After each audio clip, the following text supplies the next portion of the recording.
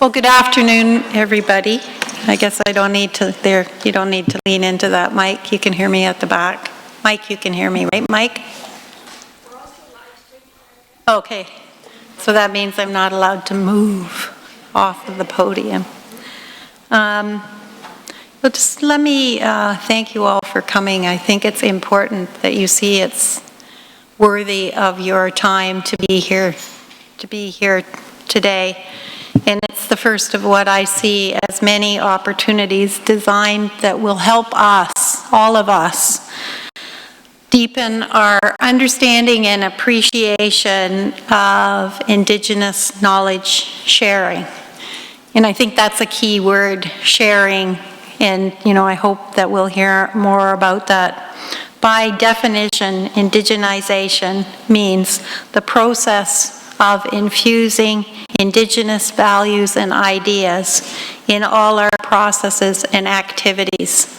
That's what we mean when we are saying that we are looking to become a more Indigenous society here at Georgian. And of course, the staff will know that one of the things that was new in the strategic plan that was unfolded in June was a commitment to do that very thing. I find today's topic really fascinating from a whole bunch of different perspectives. And it might be because one of my own interests is organizational culture. And that's not that different from looking at societal culture, and I have a strong sense of how important shared values are to achieving a common goal. So this topic on truth and reconciliation and the work that the Commission is doing and the fact that the province has proclaimed this as Truth and Reconciliation Week is just an amazing opportunity for us as an organization that has the ability to impact over 11,000 students every day. And if you add, this week, we probably have close to 4,000 people on our payroll. We can reach 15,000 people in our community about the importance of moving forward in a meaningful way. And so, we're doing what I think we do well here. We know we have a lot of learning ourselves, so we bring an expert to the table to help us in this journey. And we're very privileged to have Dr. Cynthia Wesley-Esquimaux.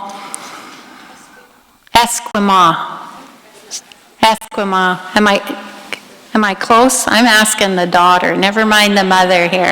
Because it's the daughter I got to worry about. She's one of those 4,000 people. She is working to implement some of the calls to action documented as a result of Truth and Reconciliation Commission. And so let me just tell you a little bit about Cynthia so we can get the expert up here. She's the former Vice Provost Aboriginal Initiatives at Lakehead University, our partner, as you know, and someone we're very proud to be partnering with.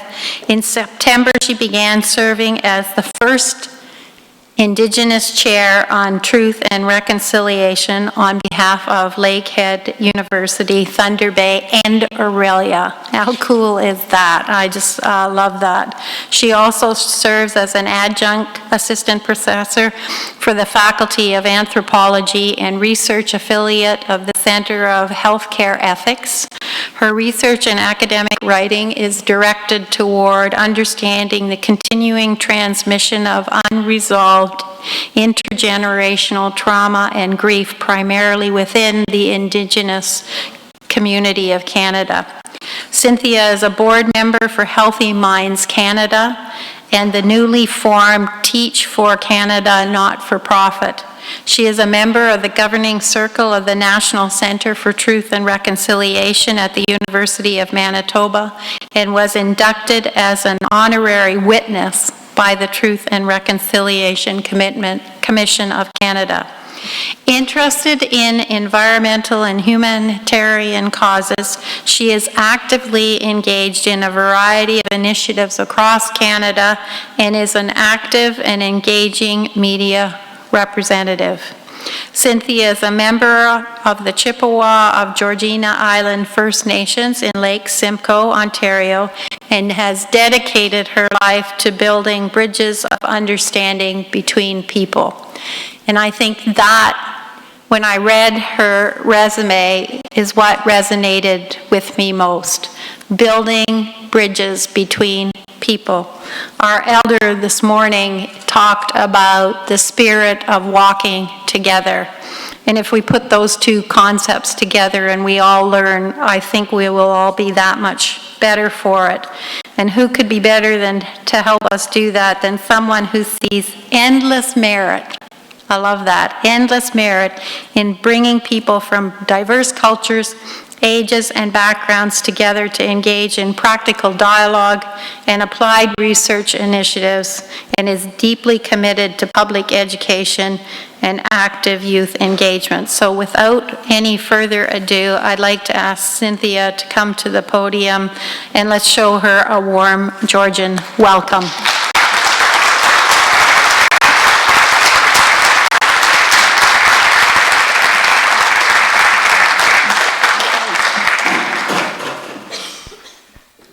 So, good afternoon. I have a question.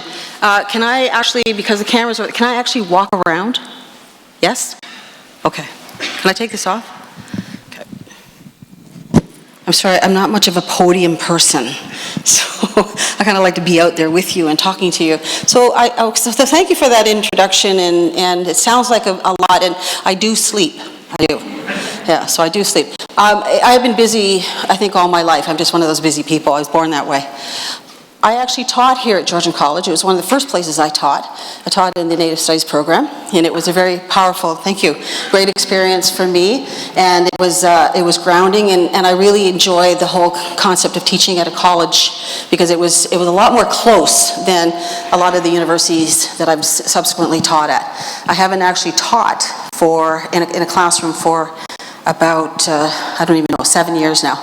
But I do teach all the time. So one of the things that I do, and it's about reconciliation, it's about bringing all these things together, but it was happening before the TRC's calls to action. I want to know where that's coming from, okay, is actually spend time teaching public education. So I spend a lot of time talking to people that are not necessarily Indigenous, but are interested or are captive audiences. Like, you have to go and listen, right? So I'm like, okay. So, and the whole idea behind reconciliation, at least from my perspective, I'd love to hear from you, is to actually bring people together so that we have an understanding, that we feel included in the conversation, that we can reach across and shake hands or share a hug and know that it's sincere, it's genuine, and we both have something absolutely amazing to contribute to it. And it's not about us and them. And I don't think it's ever been us and them for me, simply because I was born and raised in Toronto, and I was surrounded by multiple cultures all my life. And I went to multiple churches too, simply because I could. There was one on every corner. And I learned about lots of things about religion. I learned lots of things about people. I learned a lot about other people's cultures. And I didn't get the opportunity to learn about my own simply because both of my parents went to residential school. And they went to residential school for 20 years between them. And that's a lot of residential schooling, and it was a lot of pain. And so, like many people, and I want you to know this, because, not because I want you to feel bad, but because I want you to understand that when you look out across the country and you ask yourself, if you're not Indigenous, what's going on, or why are people struggling so much? And why are addictions still an issue? And why do we have 28,000 kids in care? I want you to understand that the impacts of those childhoods on many of us was pretty traumatic. And it wasn't because our parents didn't love us.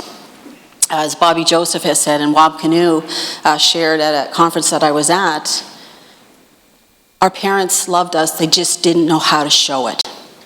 And they didn't know how to show it because they didn't have the opportunity to have their own parents show them. And they grew up in residential schools under the watch of people who, in many instances, didn't have children of their own, and were never going to have children of their own, and didn't know how to treat them with love and caring. So we've had a legacy piece. This is what I call it. It's a legacy piece. Whether it's about addictions, whether it's about neglect, whether it's about poverty, whether it's about sexual or physical violence, it's a legacy. And we are still very, very deeply engaged in the conversation of breaking that legacy and stopping that cycle. And we have some tremendous people across Canada who are doing this work. And you, as students and as people that are deeply engaged in education, are absolutely our next leaders who will take this to the next level. And I have every confidence that you will be able to do it. And so I applaud you for being here and being willing to come and get an education, to reclaim your languages, to reclaim culture, and to share it with other people that are part of this, a part of Georgian College and other institutions around you. So that's where we're starting, at least, the conversation. I also want to share that education has been one of those barriers for many Indigenous people around the world, around the globe. I work with the Dalit people in India, and they're just now in India saying, you know, maybe we should let these people get an education. You know, maybe they have a history that is actually meaningful to India. And it's like, really? You're just getting there now? So we have lots of people that are struggling in much the same way. Many of us dropped out of school in my generation. Many of us went to school for a while, and I was sharing on Facebook with somebody, being called names, you know, as we were growing up in school, and being called a squaw and being called a dirty Indian, and, you know, it's still happening, by the way, in many instances and places, was really challenging for children who are already struggling at home.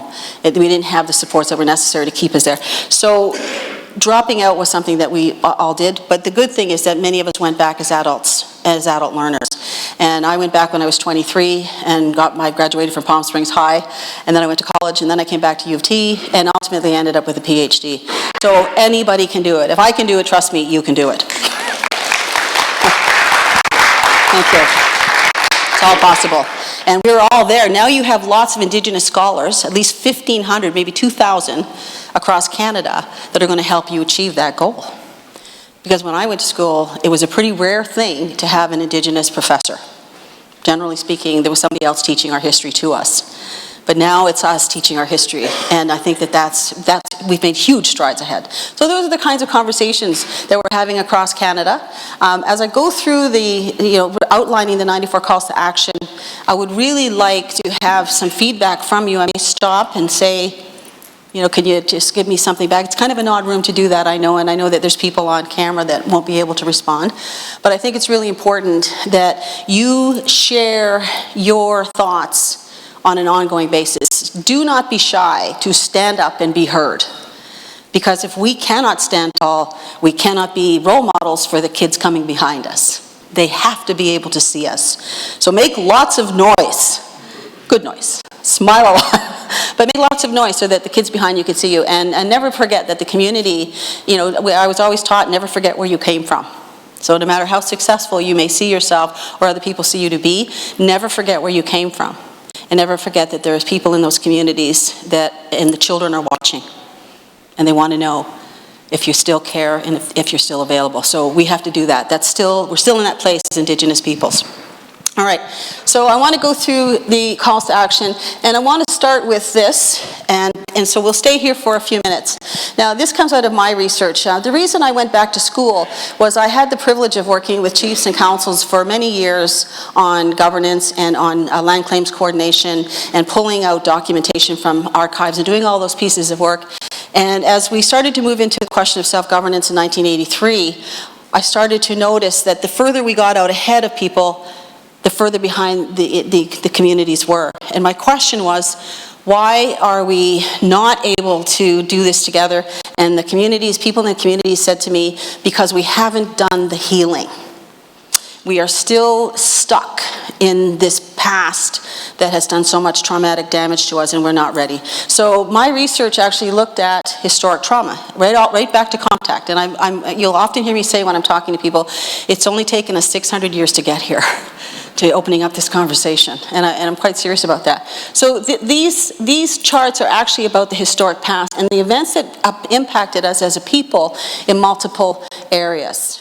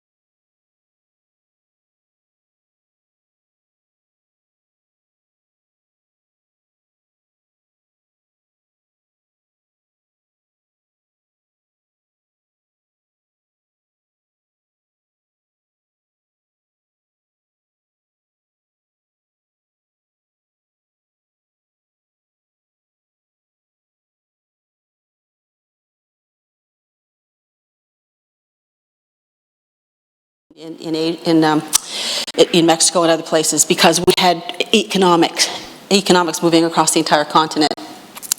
The social and the cultural was impacted through the missionization process. And as people arrived here, telling us that our societies, our spiritual practices, our ways were no good, that we should put them down and pick up theirs. And so the whole impact of changing how we saw each other, creating gender imbalances, our governments were called petticoat governments. They were called petticoat governments because our women were actively engaged in governance systems and in decision making.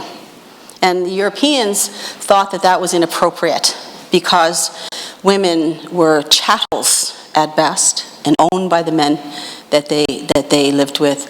And you, pardon my language, but it's a quote, whores at worst. And so having women in governance positions was not seen as appropriate. So that was put down and changed. And today we're still fighting that same battle, are we not, women in the room? Yes. Culturally, the whole idea of how we did we ran our communities and how we raised our children was a very important part of that conversation. It is a conversation we are continuing to have today because we still raise our children differently. We still raise our children with the ability to learn how to make decisions from a very young age. And we still expect the entire community to have a hand in raising our children and ensuring that they know exactly how to live and how to do the things that they do, whether it's ceremony or fishing or anything that they do. So those things were not seen as appropriate. In fact, that was the whole spare the rod, spoil the child piece that actually said, because our people did not punish our children and beat them, that we were somehow deficient in ensuring that our children would grow up to be contributing citizens.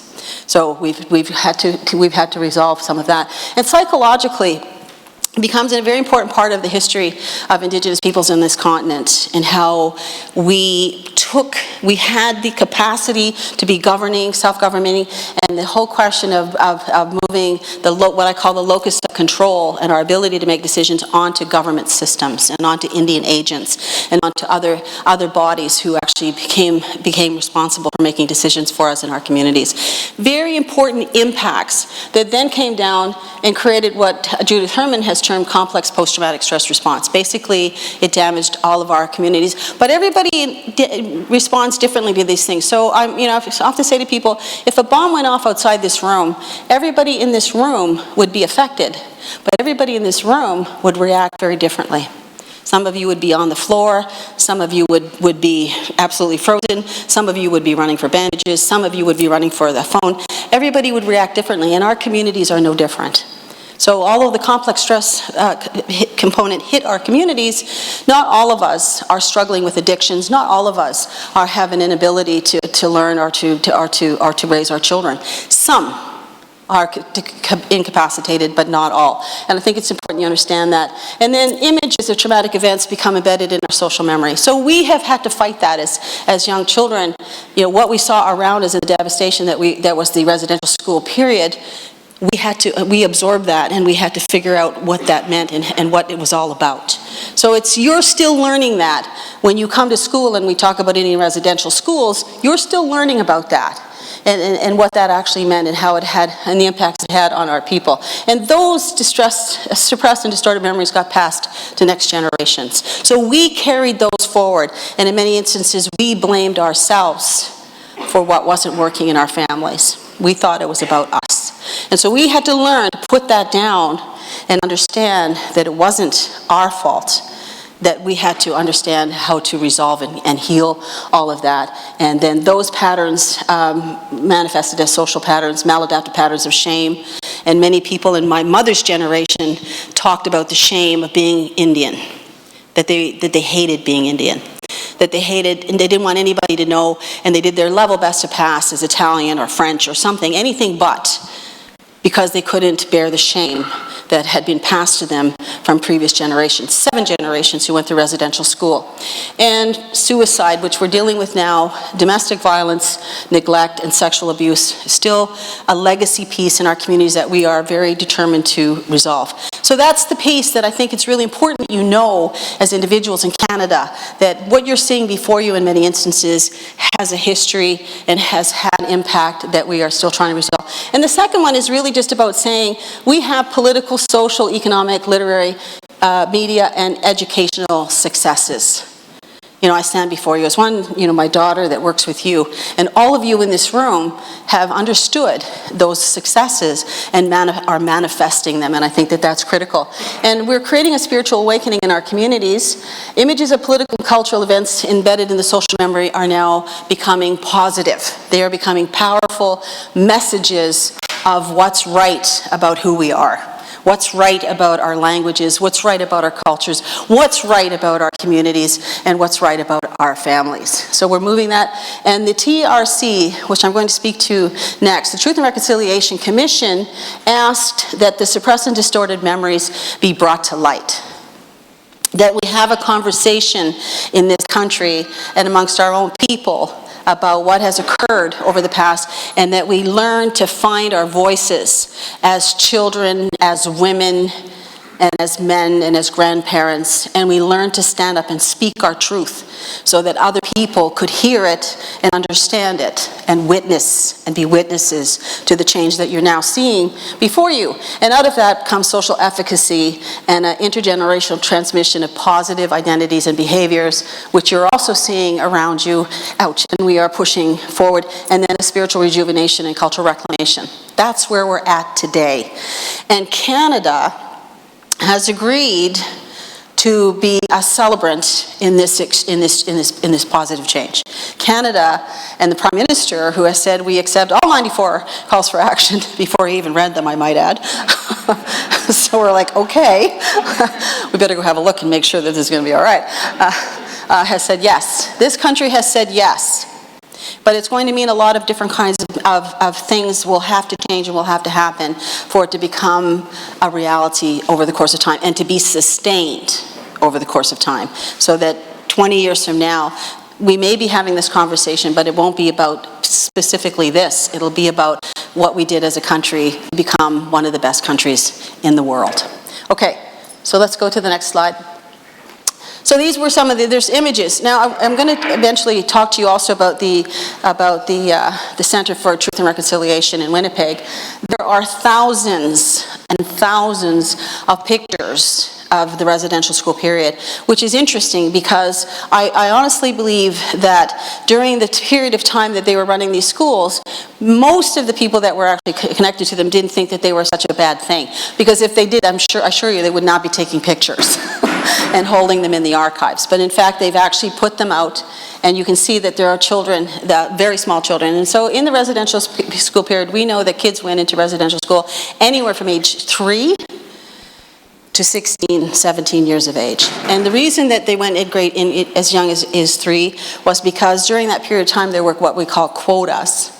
And when the RCMP, which I'm going to talk to you also about a little bit, when the RCMP went out to communities to collect the children that would go to schools, because they had a quota, and if there were 6 children in the community that were 6 years of age that were to go to residential school that year, and the parents hid any of them, they just took 6 children. It didn't matter. They just took 6 kids. So many kids went to these residential schools. And I want you to think about that, because I know you know some 3-year-olds and 4-year-olds and 5-year-olds and 6-year-olds in your own families and in your own communities and in your own neighborhoods. And you try to imagine what it felt like to have somebody come and take your 3-year-old and never see them again, because many of the kids died in these schools. So all of those pieces are critical. So it's not just the kids that are in residential school that are struggling through this period of time, it's also the parents and the grandparents that are at home in the communities who have lost their children. And I remember being in Walpole Island and having this conversation many years ago, and them telling me that we had lots of children, we kept having them. And you know, the Indian agent was very critical of that. But the women said we kept having them because as long as we kept having them, we would have children in our household. Knowing, even though we knew that they were going to come and get them, eventually we kept having them, so we had children in our household. And because, for those of you that are parents, you understand the insanity that would occur if someone came and took your children away from you. So those are the pieces that are important. Okay, next slide. So where did the TRC come from? This was a settlement agreement, a residential school settlement agreement in 2007, the largest case, class action suit in Canadian history. And the mandate initially was 5 years, but it was extended to 6. And they were to cross the country and listen to the conversations and listen to the stories and listen to the truths of as many people as they could possibly get to. And I want you to know that thousands of people came out. They heard about 7,000 testimonials from people across Canada. Those are the people that stepped forward and agreed to tell their story in a very public venue so that other people could hear it. But thousands of people also attended those sessions and were witness to those 7,000 stories. I think in Vancouver they had the largest parade. 7,000 people showed up to parade in support of the Indigenous people of that province during that TRC event. So it's something that Canada has been now on the road to for a pretty significant amount of time. We have been thinking about this and actually doing this for a pretty long time. And of course they inducted about almost 100 honorary witnesses from every walk of life. So the honorary witnesses are athletes, they're actors, they're politicians. Chuck Strahl, I don't think you may not know who Chuck Strahl was, but Chuck Strahl was one of our ministers of Indigenous Affairs, or Indian Affairs at the time. And he was at a gathering of honorary witnesses. And he said, oh, by the way, how long are we supposed to be honorary witnesses for? And they told him, for the rest of your life. And he was like, oh. I don't think he would have signed up if he'd have known it was going to be a lifelong event. The honorary witnesses, the job of the honorary witnesses is to do just what we're doing today, is to go to attend conversations, to give presentations, to help people form their responses to the calls to action so that they can be a part of this conversation. So we will talk a little bit about that at the end of this conversation. I will ask you about the kinds of things that Georgian College would like to continue to do, and also what you as individuals would like to do to contribute to this movement forward, because for every voice that joins this conversation, it will become that much louder and that much more possible for us to make the change that's going to be required. Okay, next slide. These are the commissioners that were put in place. There was a former commission put in place initially who did not, who put down their mandate. They had a couple challenges between them, and so they went back and they brought on these commissioners. As I understand it, Murray Sinclair, who is now Senator Sinclair, was actually asked initially to take on this responsibility, and he said that he felt that he had done more than, he had more than enough notoriety as a judge in the different work that he'd done, and he'd like to see somebody else lifted into that position, and so he wanted to step back. But he said, I guess the Creator really wanted me to be in this position because he kept coming back to it, and finally he accepted his role as the Chief Commissioner on this commission. Marie Wilson lives in the Northwest Territories in Yellowknife and is married into a Dene family with children and grandchildren, and was a former CBC reporter. I just spent some time with her at the Banff Centre this weekend.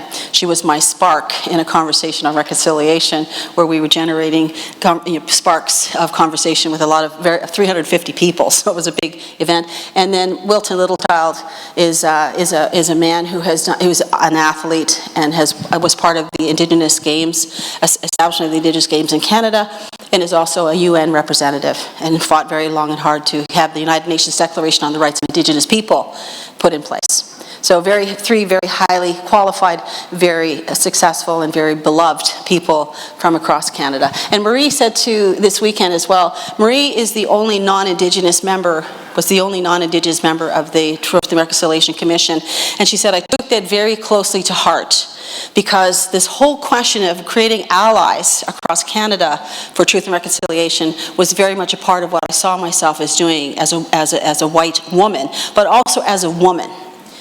Being the only woman on this commission was also very much, very close to her heart. She wanted to ensure that her voice was heard on behalf of the many women across the country who have struggled, whether they are Indigenous or not, and make sure that their voices were represented. So I think that was a very positive team that was chosen. Okay. So this commission spent 7 years crisscrossing. How many of you actually attended one of the sessions that the TRC had? Anybody in the room? Yeah, you did? Yes. Yeah, and which one did you attend? Casino, oh, you had like one of the smaller ones. Yeah, so there were smaller events that went on across the country, and there was I think something like 5 large events that were like thousands of people that came out to, be a part of the car. Yes, okay.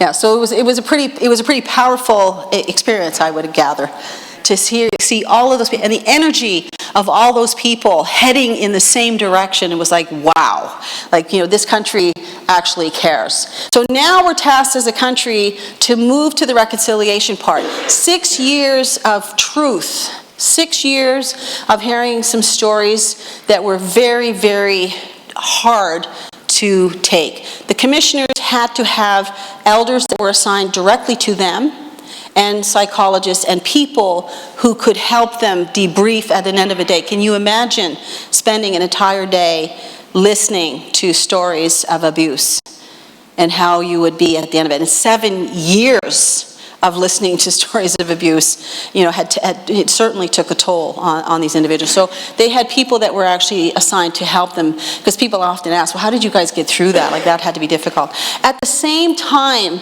as this process is going on, there's also an adjudicated process that was more private through the courts, where people were telling their stories, and those stories were even more difficult to hear, because those stories were done in front of lawyers and judges and adjudicators who were then awarding compensation to people directly out of those stories. And they were very, very difficult. And the Aboriginal Healing Foundation also collected another 700 stories, and those videos are available to you as students, because I have sent my students to Ottawa to go through those videos, to do the stories that they've wanted to do in their coursework.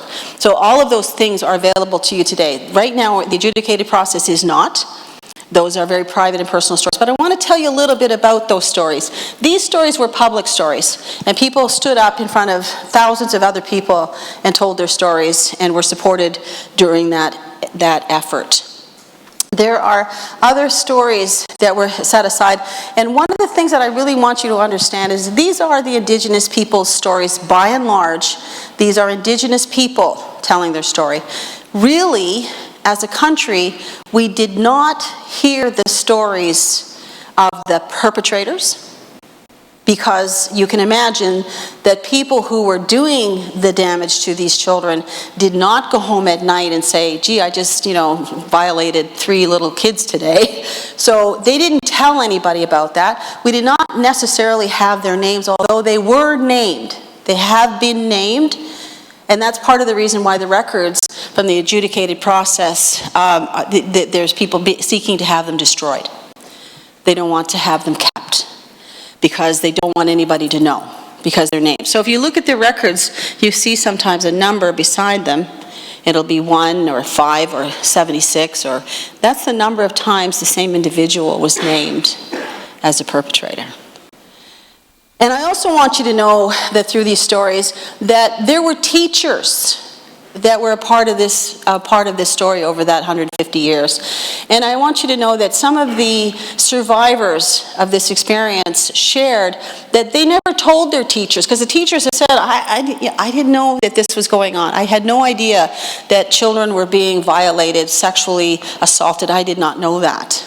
And some of the survivors have actually spoken up and said it's true, in some instances anyway. We didn't tell our teachers, and we didn't tell our teachers because it was the only safe place that we had. And we learned that if we told our teachers, and the teachers stood up for us and complained, that they would be fired. And so we would lose our safe place. Now you think about that, how kids can learn how to protect themselves and how to find a safe space given a lot of things that were going on around them. So there's so when you ask those questions about, well, why didn't people know? Or why did people not do something about it? People did try to do things about it, and Cindy Blackstock, who is a child advocate, often talks about Dr. Bryce, who was hired by the federal government to go out and actually record what was happening in these residential schools. And he told the story of what was happening there and the poverty that these children were subjected to, the poor housing, sleeping conditions, and the very ill-trained staff that were supposed to be looking after them, and et cetera, et cetera, et cetera. And when he went back to the government with that story, they actually were going to fire him. So he wrote it anyway, and he put it aside, and when he retired, he published it. So that's why we know a lot more about what was going on in these residential schools than was possible for us to know until 1990, when Phil Fontaine, who was a former national chief, stood up after the Mount Cashel story broke. And the Mount Cashel story was in Newfoundland, and these were just boys. There were some Indigenous boys there, but they were just boys who stood up for themselves and said they had been abused in this school. And Phil Fontaine said, yes, and it happened to us too. And then went on I think it's Barbara Frum's television show, and it broke the gates open, and now we were able to talk about the stories. So that's where it starts, and now we are tasked as a people to work on the other side of the story, and to acknowledge that there has to be some change, and to have conversations with each other about how that might happen, and how we might stand together to ensure that it stays, and that it happens at all. Okay. So some of the things that are happening that I think are of interest to you as educators is that the presidents of universities, and I'm not sure about the colleges, but I'm sure they're right in there, have tabled principles that say yes. They have said yes. Like our government has said yes, the presidents have said yes, that we will actually implement the history and the knowledge exchange and the Indigenous content requirements and the recognition of lands and territorial, and the treaties. They have said yes, that this has a place in our institutions of higher learning, and we will move this forward, and we are behind it all the way. So that's a good thing. The Deans of Education have tabled an accord which essentially says the same thing, that we understand that this history needs to be taught and that people need to understand and know about this, and so we are also going to implement it, and it will go into the teacher training that they do, that it'll be there throughout their curriculum, and of course there's the calls to action. There are people stepping forward on a regular basis. I have talked to the CAS. I remember talking to the CAS about a year ago, and they said to me, we would like to do an accord. We would like to make an apology to the Indigenous people for what has happened through the child welfare system, and I said to them, it's going to be very long. Because there have been lots of things that have gone very wrong in child welfare, which is, of course, why I'm now doing this work for the Minister in Child Welfare, including the imposition of standards and values that are highly inappropriate in the circumstances and lives and lifeways and cultures of Indigenous peoples. And so the whole question is we're going to be stepping back and looking at how do we actually repair some of that damage. Okay, so go ahead. Okay, so what I'm going to do is I'm going to outline the calls for action, and I'm going to talk a little bit about them as we move forward. And then, as we move forward, I'd like to be able to hear from you. So I'm not going to be going 94 calls for action. What I've done is I've gone through and I've actually grouped them into the categories that they're actually in, and then we will talk about it. This little girl, by the way, is from Fort William First Nation, which is where I'm living in Thunder Bay. And she had a very sparkly purse, and she marched about that powwow ground like nobody's business, issuing orders as she went. And I'm like, this little girl is going to be the chief one day. You can just see it in her.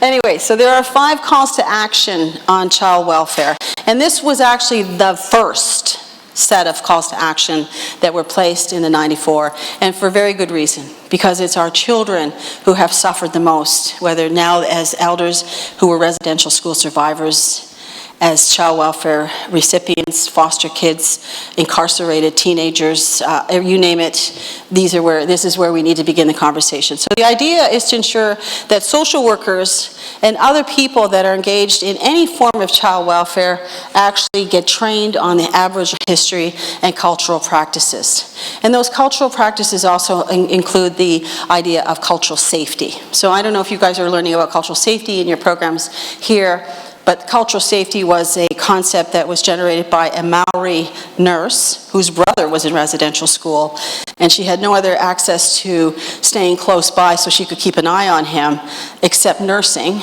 And by the way, in Indigenous communities, nursing is one of the professions that we broke into long before anything else, because the women in our communities knew that they had to do what was necessary to look after their children and raise them in a good way. And many, many, many went into nursing professions long before there were native nursing supports. Then they were able to. So many of our elders, including several in Thunder Bay, are former nurses. So it was a field that was very, very wide open. Anyway, she designed the concept of cultural safety because of her experiences in the hospital and the people around her and how they were treated. So we have actually had many of the same kinds of things happen. And of course, the whole concept of cultural practices and how do we look at the need for cultural practices to be recognized, what happens, and also the whole question around the impact of residential school on parents and how parents have been struggling to reclaim parenting. Now, one of the things I want to say about parenting and Indigenous parenting, because I did my doctoral work in the remote community in one of the remote communities in the north, was that we parented as a community at one time. So everybody in the community, aunties, uncles, were a part of the child's upbringing. And the elders up there said to me, you know, sometimes the way it was is when we lived in, not in housing, but in the lodges that we had, the children slept where they fell. And you know, they were playing around and they would fall asleep, and that's where they stayed. Children ate where they landed. Nobody said, "You're Bobby's kid, like go home." They ate wherever they were, and when they got too close to the fire, or they got too close to the edge of the community, of the community, somebody looked after them. And I remember my aunt at 75 saying to some young women in front of her at a ceremony when they were talking about what they were going to do that night, you know, and she said, "You know what? Stop talking. This is a ceremony. Listen." And another lady beside me said, you can't tell them to be quiet, that they're not your children. And I remember my Aunt Wanda looking at this lady saying, "Of course they are.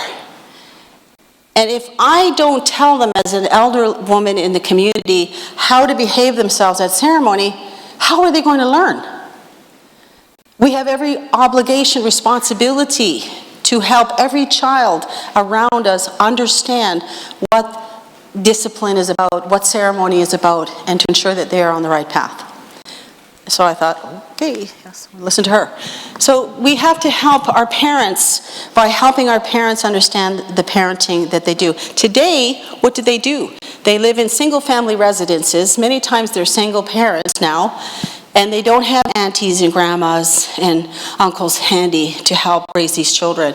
And they have child welfare agencies watching them on a regular basis. And we know from experience, if we lose a child to child welfare, one child, if at 17 I had lost a child, subsequent to that, even if I had straightened up and flown straight, I still am in danger of losing any other child I have after that.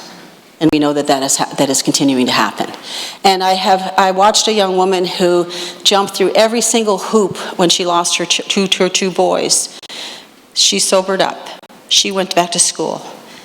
By the time she was finishing a PhD, she died of stomach cancer from the stress of it all. She did all of that, and she still never got her kids back.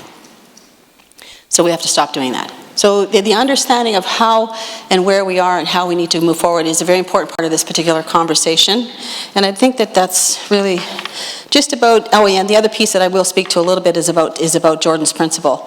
And Jordan's Principle has, as of yesterday, and certainly the government has said yes to it anyway, is to implement Jordan. How many of you are aware of Jordan's Principle?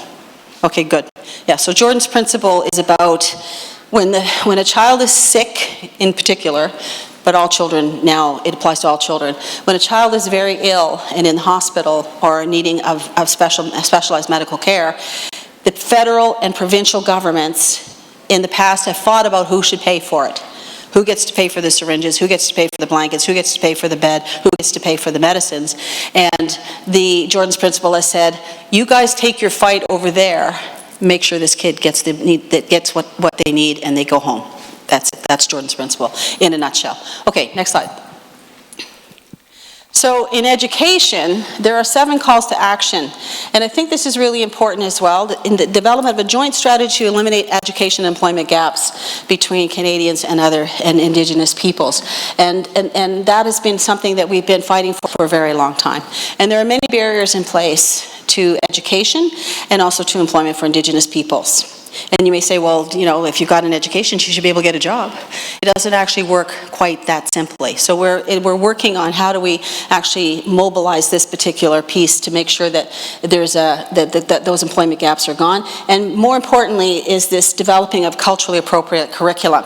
So the curriculum that you're designing here at Jordan College will have to have, at some point, some very strong emphasis on cultural knowledge and on history and on language acquisition and all those pieces. Essentially, that's what that's about. It's about saying, how do we get everything in education to reflect what this history has been in this country, and also to understand that it's important to draft new education legislation with the full participation of Indigenous peoples themselves, and to ensure that their languages are protected in that, and that the parents and communities actually control and are accountable to what happens in their school systems on reserve. So that's one of the biggest issues I have. I have had people in the remote communities tell me, we have curriculum. We have already designed curriculum. The issue is if we try to implement that curriculum in our communities, that the ministries of education stop our funding. So they're afraid to actually put the curriculum in place that their kids want and need. So that's got to stop. So, and I've said to Paul Martin, the former Prime Minister, when he asked me why is it taking so long for communities to implement curriculum, it's like, well, as long as you have a taskmaster in the middle between the resources, Ministry of Education, and the First Nation communities who want to implement education, it's just not going to happen. As long as you have the CAS, or the child welfare agencies, between the resources and the Indigenous agencies, it's not going to happen, because the CAS dictates policy and practice. So we have to remove that level in between so that it can actually go forward. Okay, another slide. Language and culture. So this is an important one. Obviously, Jordan College is deeply engaged in the question of language and culture. There are 5 calls to action, including an Aboriginal Languages Act, which would protect the going forward and reconstitution of languages across Canada for Indigenous peoples. 50 languages. Some languages are quite strong. You know, the Cree language is considered to be one of the strongest. People still speak it. But we need to be able to have a Languages Act. And a Languages Commissioner who actually becomes the watchdog for ensuring that those languages are protected. And again, that's a very challenging thing, because we live in a country that says French and English are the founding languages of this country. If you want to work in government, you need to speak French and English. And we're saying, well, what's wrong with speaking French or English and Cree, or English and Mohawk? What's wrong with that if you can speak another language? And by the way, just for those of you that are going on to do your PhD someday, it's also a requirement in some PhD programs that you learn a second language.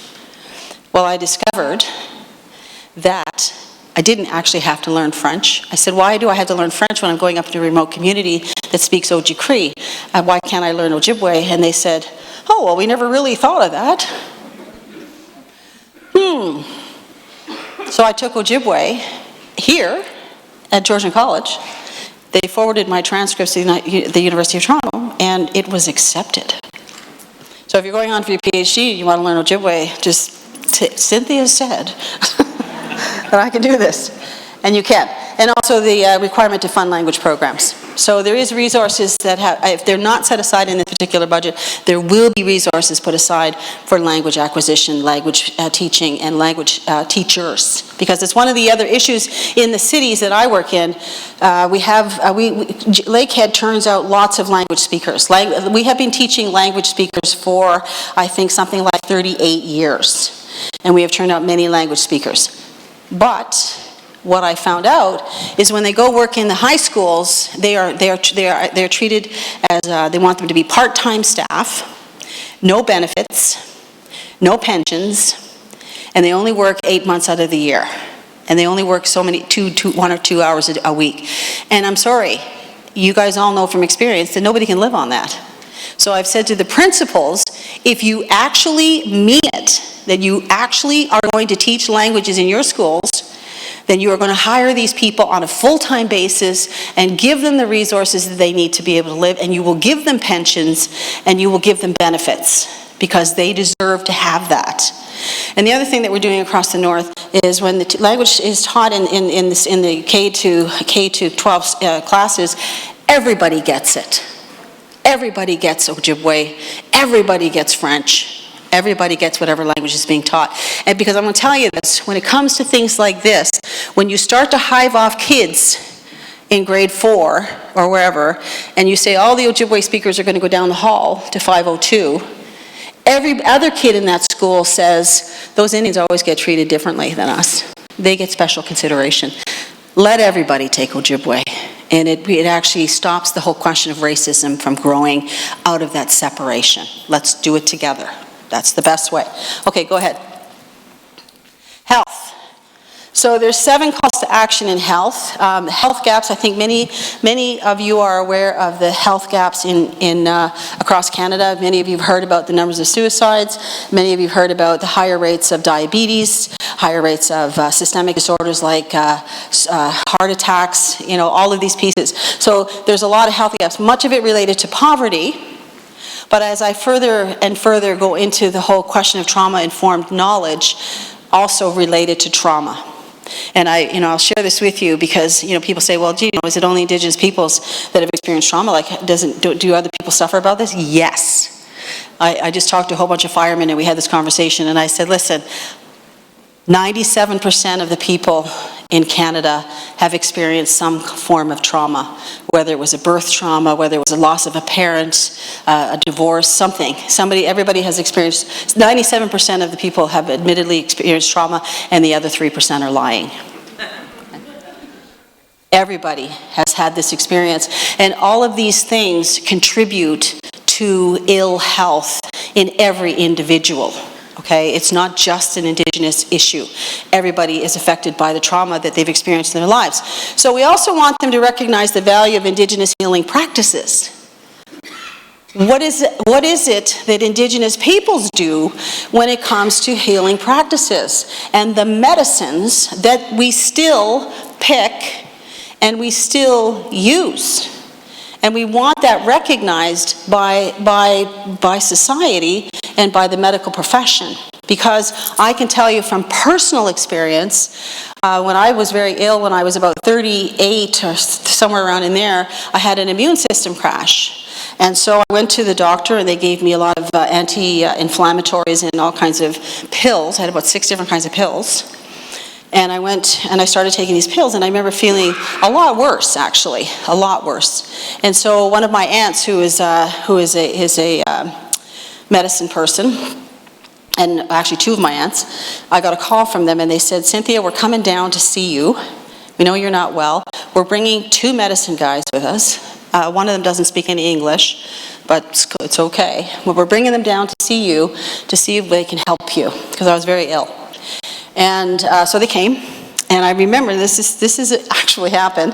I remember sitting down in the lower part of the house, in the basement, basically, in the family room, and this man who didn't really speak a whole lot of English, a little bit, was drumming, and there was a lot of smudge in the air, and he was praying, and I remember looking at him and thinking, he looks a little Chinese, mean, I was young, come on. And he said to me, I didn't say it out loud, he said, yeah, people say that to me. And I was like, oh, hockey, hockey, hockey. He's reading my mind. Right?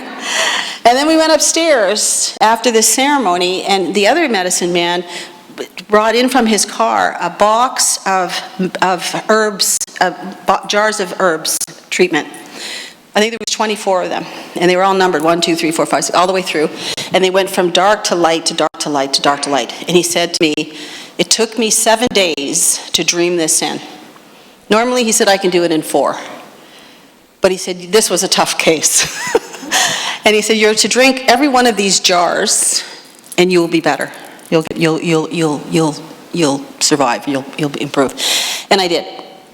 And I want you to know, I had been to doctors, I had been to chiropractors, I had been to acupuncturists, I had been, you name it, I did it. And I still remember having a dream during this time when somebody criticized me for going to all of these places. And then in the dream, there was a drum in front of me. And I remember saying, there was nothing on it. I was standing in regular clothes looking at this massive drum. And in the next instance, you know how dreams can shift over very quickly, I was standing in front of this drum. I had on something long, like a dress, and I was holding a shell with purple light in it, and there was everything on the drum. There was syringes, there was pills, there was medicines, there was herbs, everything you can imagine. And a voice said very clearly to me, it's all good. And that was it. It's all good. So when I went through this with these medicine people, I didn't have any hesitation because I had already been told very clearly that it's all good, and I got better. I got better.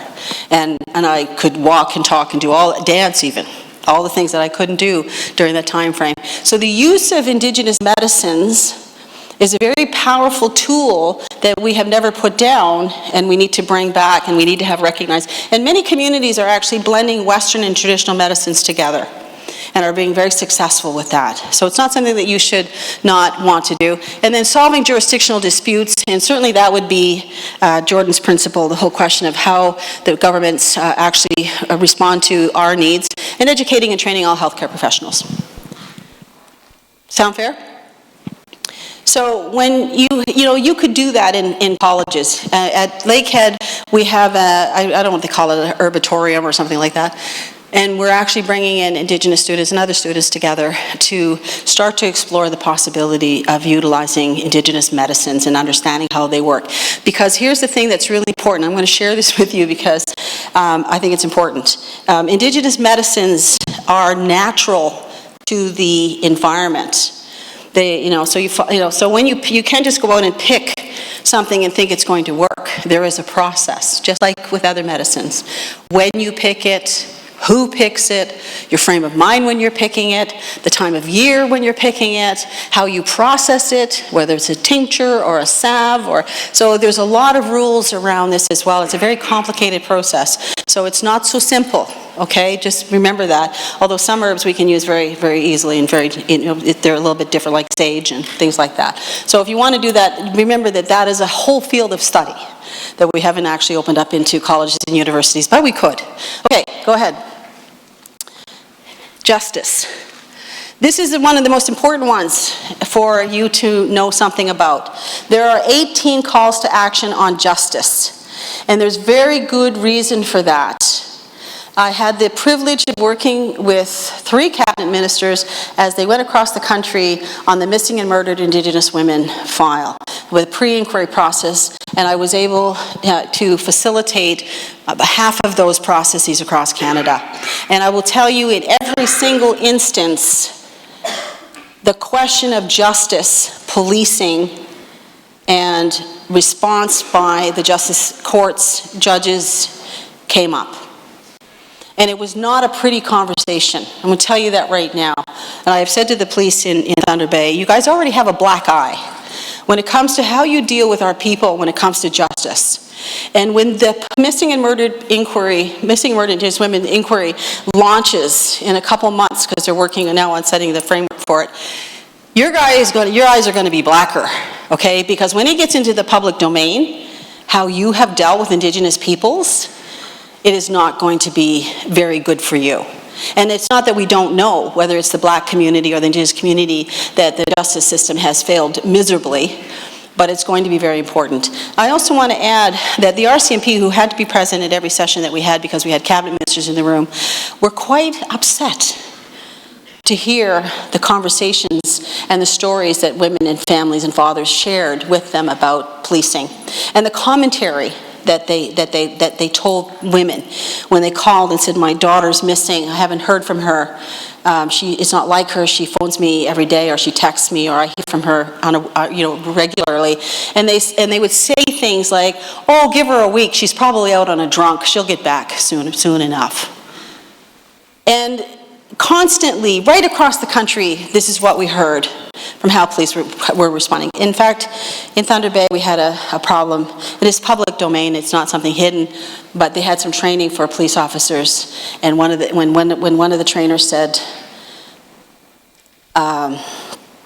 raised the number of 1,200 Aboriginal women missing and murdered or lost, and how important that was. And one of the police officers said to her, what I really want to know is what I really want to see is a study on how many people really don't give a damn. So the kind of backlash that's coming is going to be very, very severe. And maybe it's being flippant, but you know what? It's totally inappropriate to say things like that. And so we have a lot of work to do when it comes to helping to build the understanding that's necessary. And the other thing that's really important about the missing and murdered and this whole question of justice is what I heard. We talked to probably 1,400 people, men, youth, and women, talk about their families and their lost ones all the way back 60 years. Not just right now, 60 years. My brother got on a plane and we never saw him again. My mother went shopping one day and I never saw her again. My daughter was out at a bar with some friends, never saw her again. The other piece that's really important is, and I want to say this to you because it is critical that you understand this, is that these women and girls and men and boys were not all living high-risk lives. Because that has been the suggestion. Well, they were drunk, they were this. Actually, many of these people were people just like yourselves, who were in school, who were parents, who had young children at home. Maybe they went out this evening to spend some celebratory time with a friend. Some of them were at parties, thrown off balconies 20 stories up. These were people. Yes, some of these people were in the life. Some of these people were prostitutes. But by and large, they were not. So I want to disabuse any of you of the notion that that was the case. It's important for me that you know that. The other thing I think is really important about that conversation is what I heard about hatred. Because in many of these instances, these women were not just, and I use that word, they weren't only killed. They weren't only raped and killed. In far too many instances, they were brutalized. They had their faces stomped out. They did things to these women and men that should never happen. So it wasn't just a case of sexual violence. It was a case of power over violence. It was a case of hatred. It's incredible stories that you're going to hear about. And it's going to be very important for you to maintain a sense of balance in this. This is not about cop bashing, because there are some very good and very dedicated police officers out there. I know because I work with some of them. There are people out there that have done some very atrocious things. And we have a lot of work to do to correct some of those things. So we're working with lawyers and police and judges and law students, and we're trying to get them to work collaboratively so that we have the opportunity to deeply inform them of who the Indigenous community is and what they need from them. And we want the police to speak to the Indigenous community so that the Indigenous community has a better sense of understanding of what this is all about for them. So there's a conversation going in many directions here. It's not just all one way. So I've been doing Crown School for many years. I teach the Crowns, and they're all very respectful and very good. And we spend a lot of time talking about some of the history. So this is what's going to happen. And then finally, this is the overrepresentation of Aboriginal peoples in custody. If you go up to Thunder Bay, Kenora, Dryden, across the northwest, and I'm sure right across the northern Canada, 90% of the people in jail are ours. And they are not necessarily in jail for criminal acts.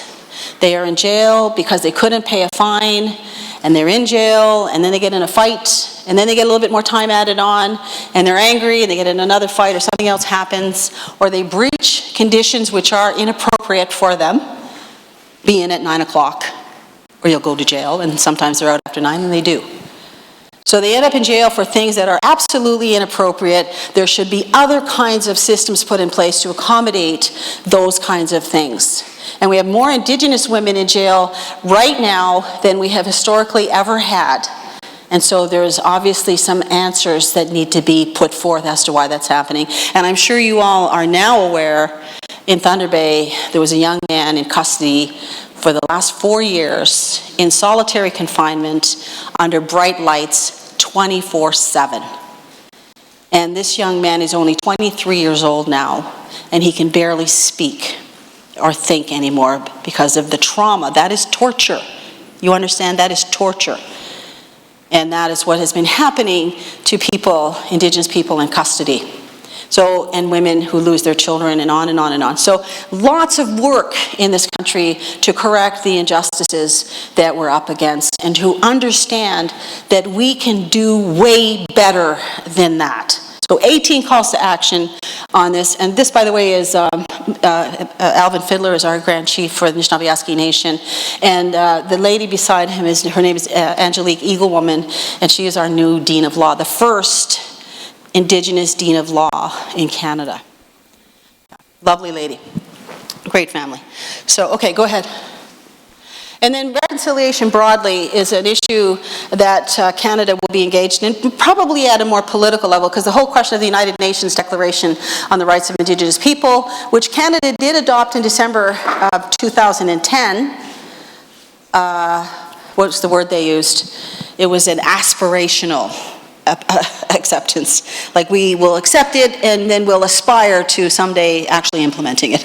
And so Carolyn Bennett, who is our Minister of Indigenous Affairs now, just this year, and the United Nations in New York City said we will accept it unconditionally and we will implement it.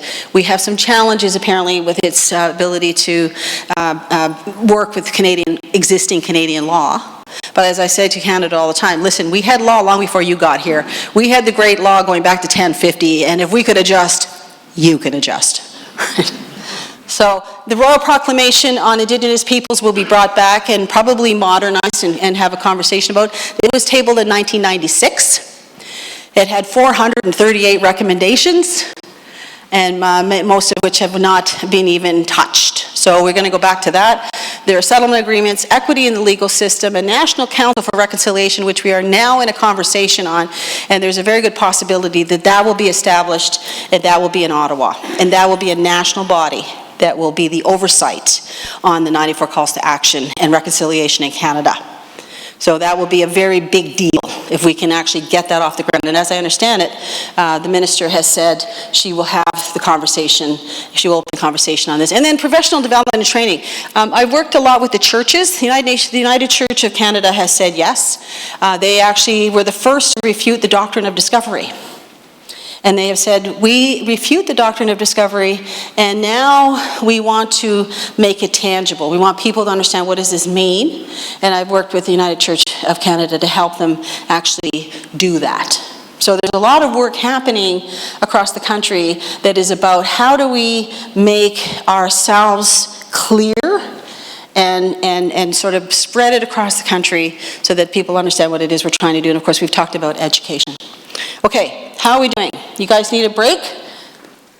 Are you like... Okay, so Marianne said we have to have a break. Okay, we're going to take a 10-minute break, and then we'll come back and then we'll just go through the last, okay? So please come back with questions, because I would like to hear from you as we move forward, okay? Thank you.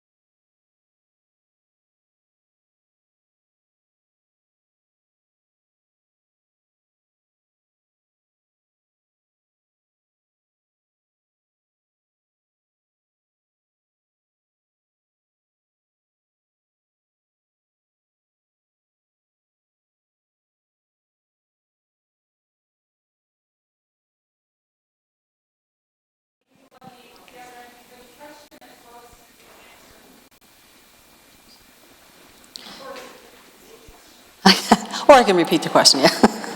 Yeah. I think it's worth,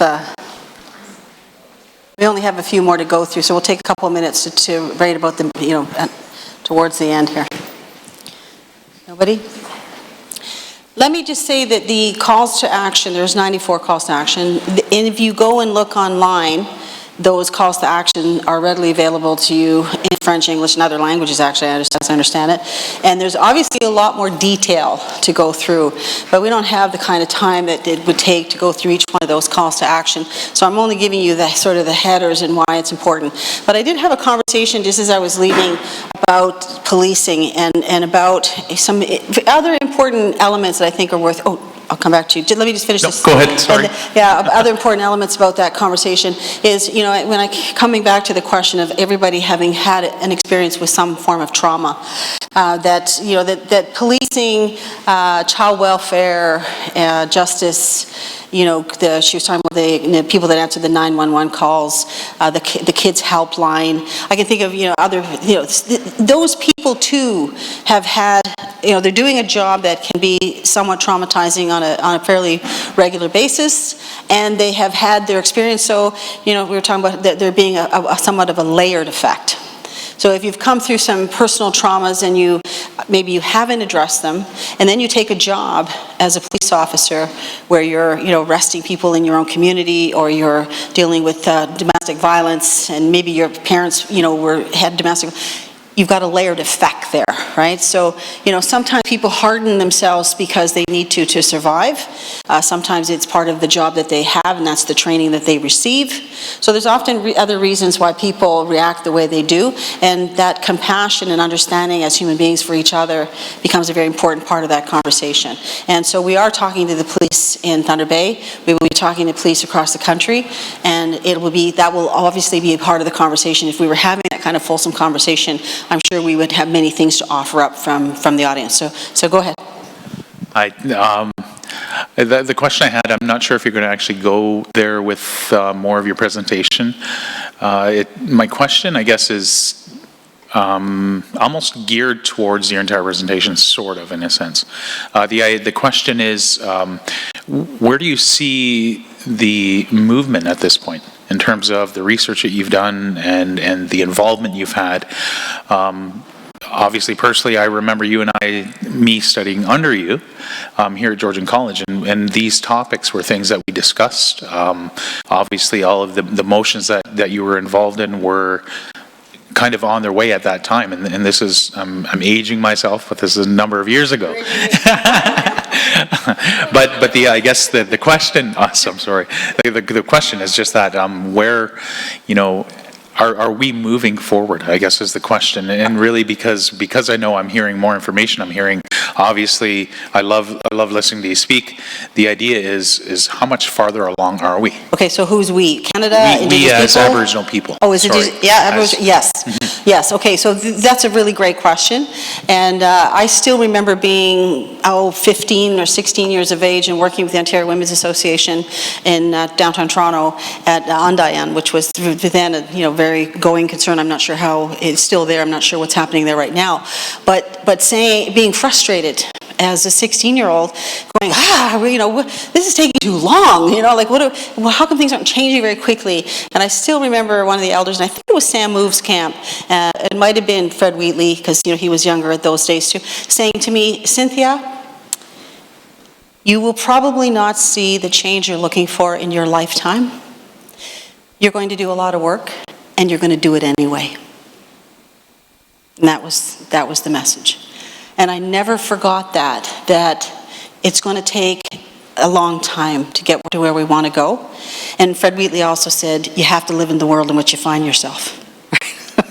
And what I will say, and a lot of the conversations I've had recently across Canada, is that we have come a tremendous distance let's say 40 years. In 40 years, we've come a tremendous, 45 years, 50 years, we've come a tremendous distance. Because the Charlie Wenjack story that you guys have heard more recently from Gord Downey, the Tragically Hip,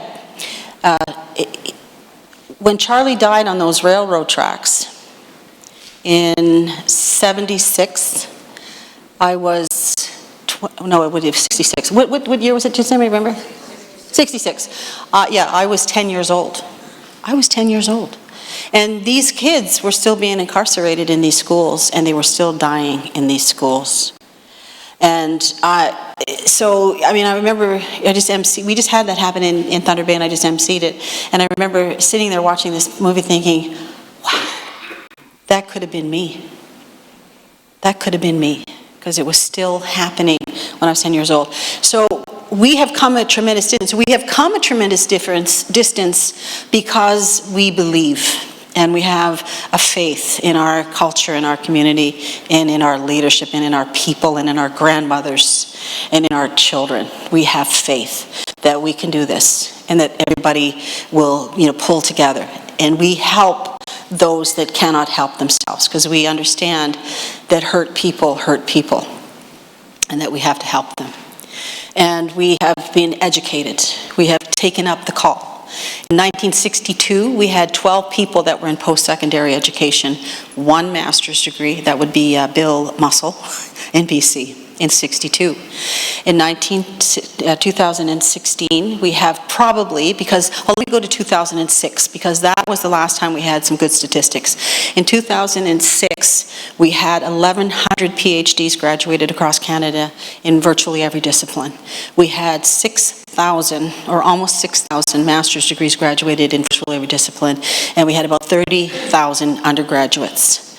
It is now 10 years after that. And we have been doing the education thing, I think, very, very efficiently and effectively. And even you, as a college and as a college community, get that, because look at the conversation we're having. We have not given up. We have fought valiantly, I believe, to reconstitute, protect, and reclaim our culture, languages, our worldviews, and peace. Because one of the tenets of indigeneity is to move towards harmony. We were peacekeepers on the world stage because of the influence that we had, going all the way back to the Great Law and all of the other kinds of alliances, Three Fires confederacies and confederations that we had across this country. We still know that. That's miraculous. Given the number of people that died through the epidemics, through the Indian Wars, and through forced removal periods, we still know who we are. It has not been easy. And a lot of our children are still searching for those answers and looking for that identity. And so we're understanding that if we don't stand up and reclaim it, it isn't going to happen. So we're not asking anybody to do it for us. I've often said to the kids I work with, you want the government to save you? You're going to be dead before it happens. Save yourself and help each other to learn. And when kids have said to me, I'm so pissed off because I come to school and they're telling me about residential schools, they're telling me about treaties, they're telling me about things I should already know, and I don't, I tell them, don't leave.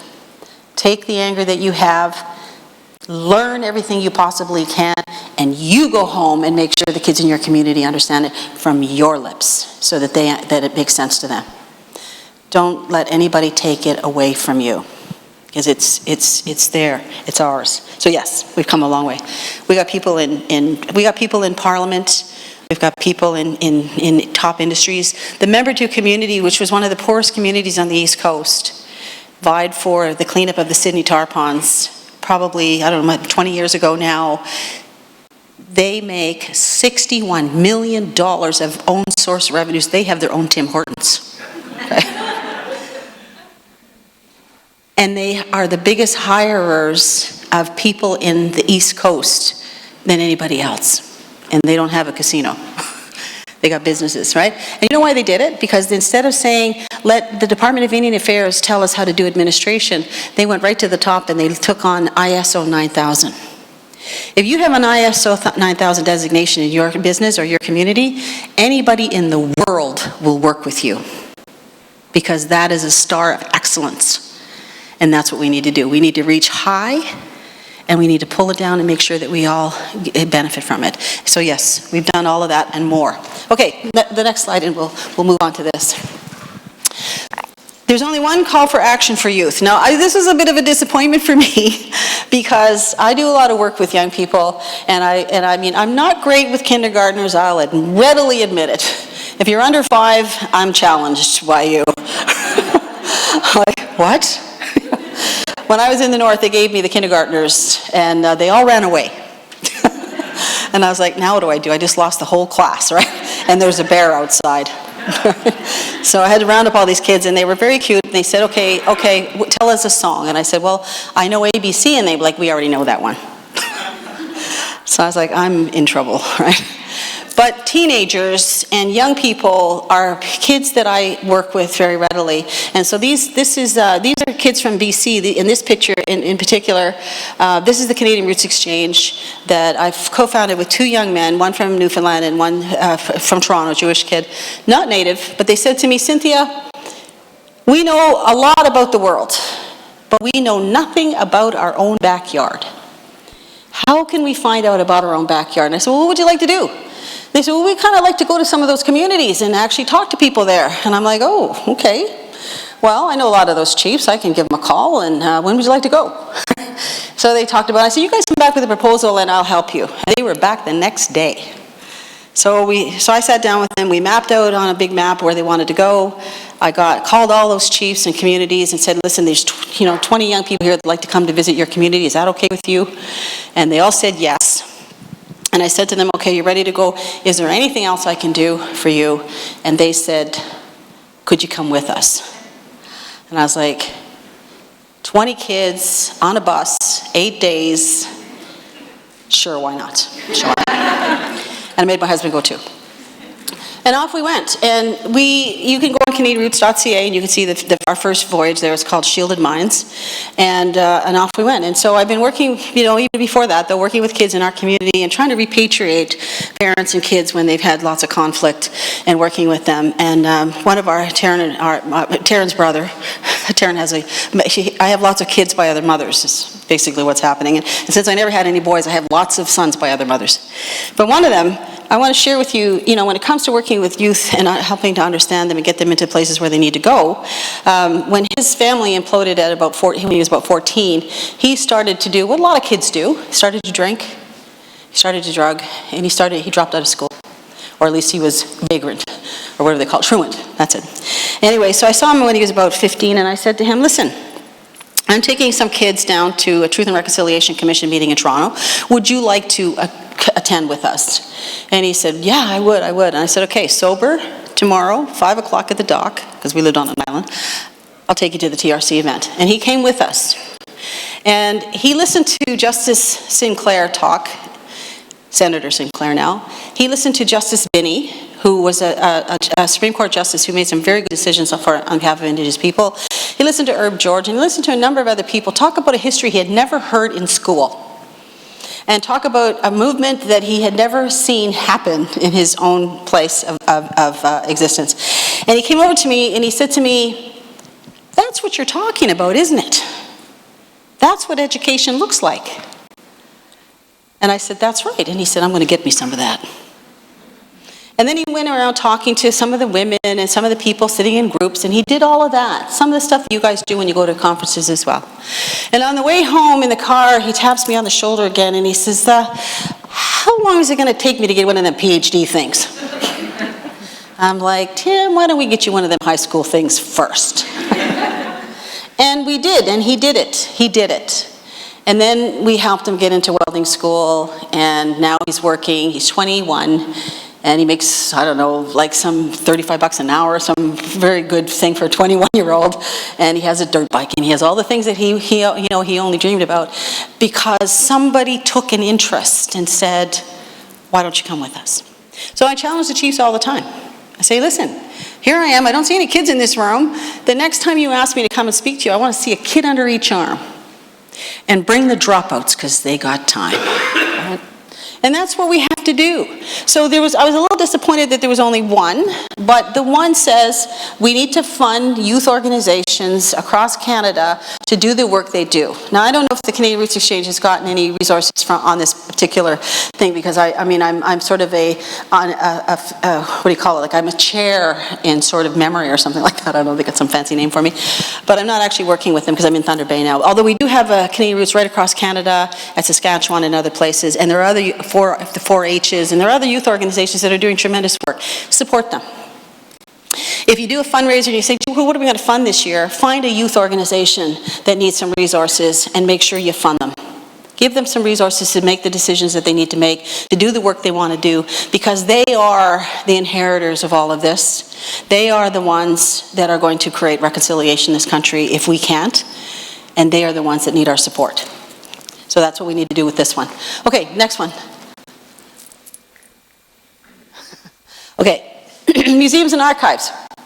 So I talked to you a little bit about, there's 4 calls to action on this, and I talked to you a little bit about the idea that we have records, lots of records on Indian history. And I use the word Indian history because essentially up to a certain point, that's basically what it's going to be filed under. You're not going to find it under Indigenous or First Nation history.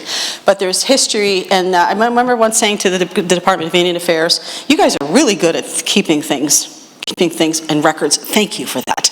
Because now, as people, we can actually go do our own research. You need to understand why the Indigenous people did not do research up to, or why we're doing land claims now, is because up to 1951, which is just before I was born, we were not allowed to go to post-secondary educations without being enfranchised. If we went to a post-secondary education, we could not live on our reserves, we could not be buried in our communities, and we were no longer members of our community. We were civilized. So there was a lot of people that chose to stay in their communities, with their communities, than to be kicked off. And so that's what, there's a lot about the Indian Act that is still in place, by the way, from 1876, that affects how we deal with things today.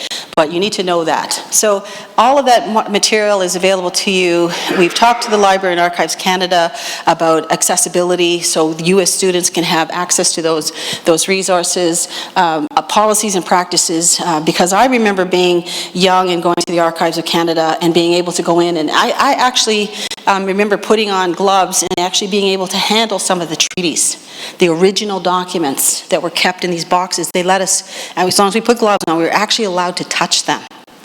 You can't even get into the room today. Okay, you are locked out, and if you want to do research on a First Nation community today, even if you are a member, you must get a BCR, a Band Council resolution, and all kinds of paperwork to be able to do that. So it's not accessible anymore. And the photographs that I used to be able to just go through and choose and get copied, you can't see them anymore without very special coverage and all the accessibility things. So that's good and it's bad. It's good because it protects the records from further damage, if that's the case, but it's bad because it denies you the opportunity to go in and read those records. So we want to see if we can change that, and then it's just compliance to some of the stuff that we're trying to preserve in those records. We do not want I mentioned already that they want to destroy the IAP, the Alternative Dispute Resolution Process for the Indian residential schools. We don't want those records destroyed. We have said you can, what's the word they have, when you black them out? Yeah, you can redact, you can say this record is closed for 50 years or 100 years. And I get it, because people don't want, there's a lot of people that said, I don't want my grandchildren to know what happened to me. And some of those IAP records are very, very, very detailed, about the rape that they went through, or rapes that happened to them. And they don't want their grandchildren to be traumatized by their trauma. Does that make sense to you? We also know that when we teach schools about Indian residential schools into K to 12, that they need to be age appropriate. So those records are important. These records are more important in that regard. The IAP records are important because we don't want to be 100 years from now and have somebody challenge Canada for a history that they can say, well, there's no records on that. It didn't happen. So, we're trying to be very balanced in how do we make sure this is resolved in a good way. So that's one of the things that we're doing. Yeah, go ahead.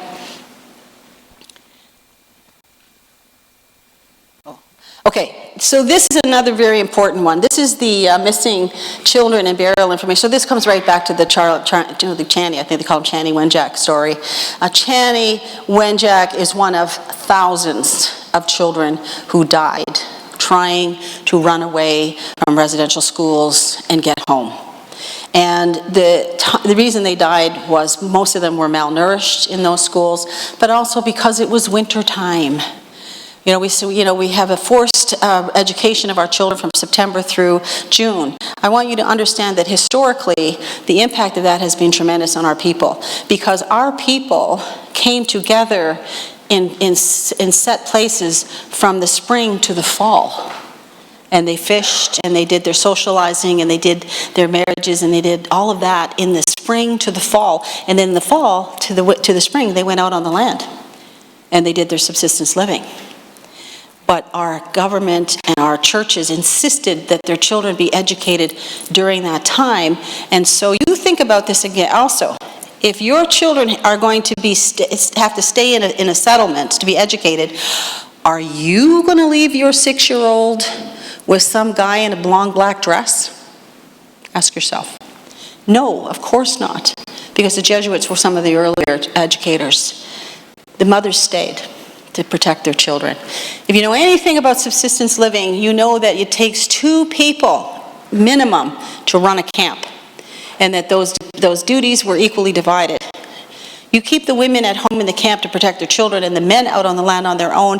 They were not able to do that, and eventually the men also stayed.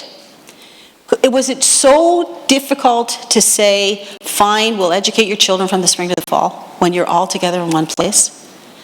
No. And so the impact of that has been what you see today because of those decisions. So these are some of the children that were taken from Wissahickon.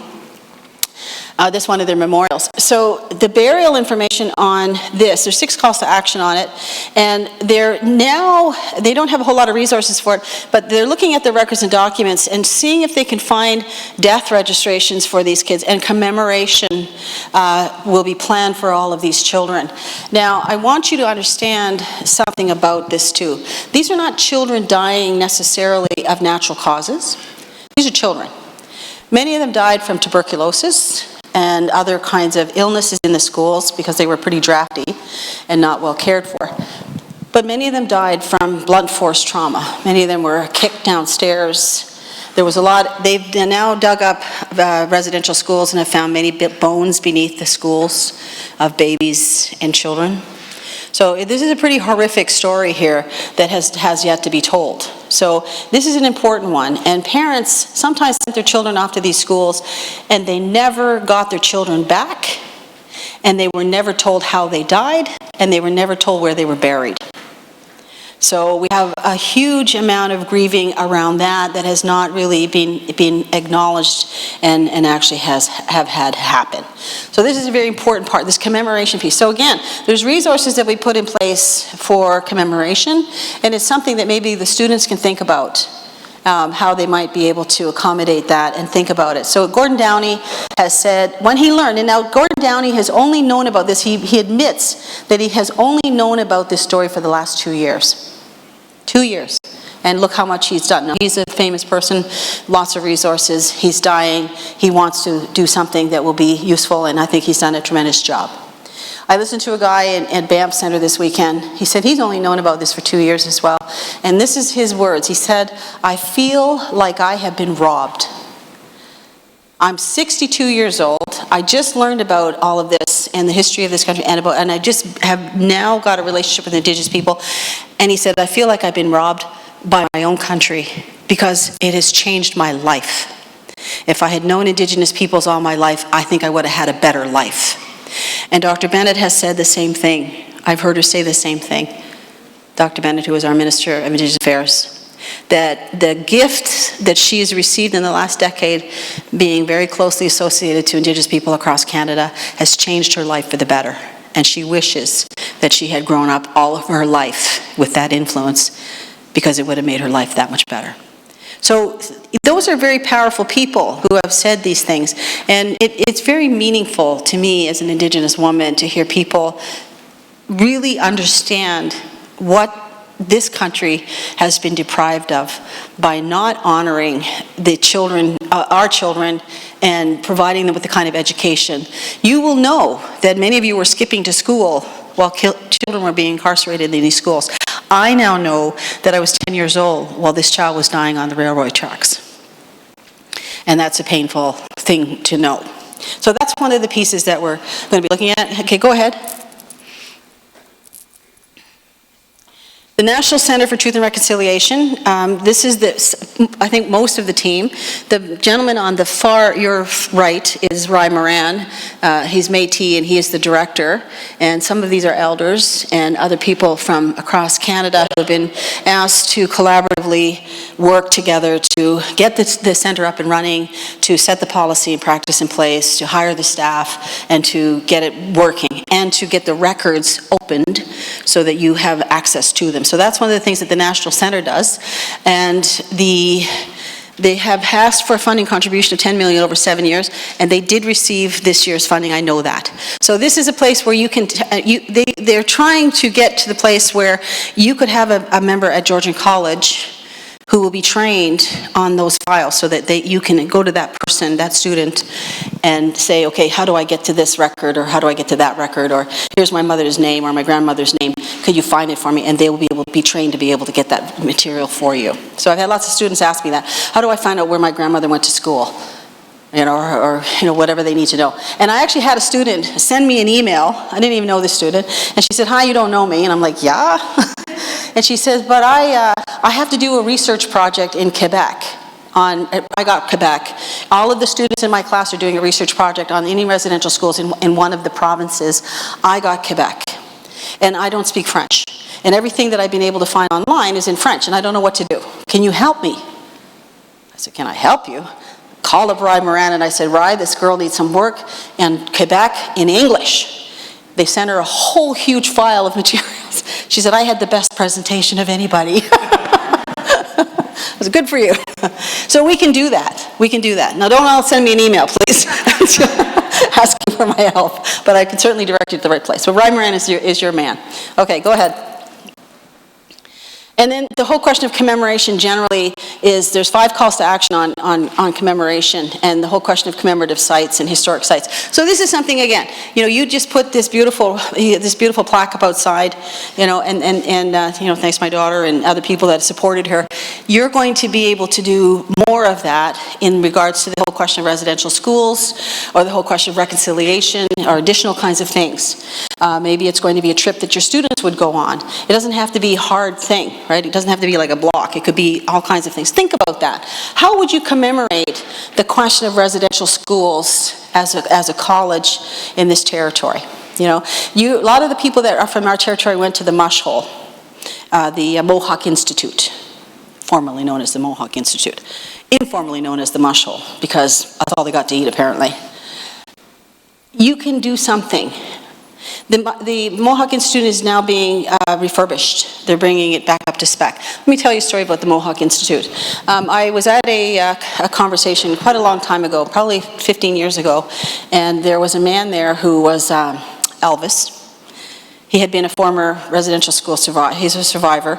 He was now doing Elvis as part of his healing journey. The Elvis, the bigger Elvis, not the skinny one. And he couldn't sing either, so that made it even better. But he was really funny, so he was a really good guy. Anyway, he told the story about how he had gone to the Mohawk Institute. He was sent to the Mohawk Institute when he was 6 years old. And he said, I stayed there for 10 years, and he never went home. 10 years.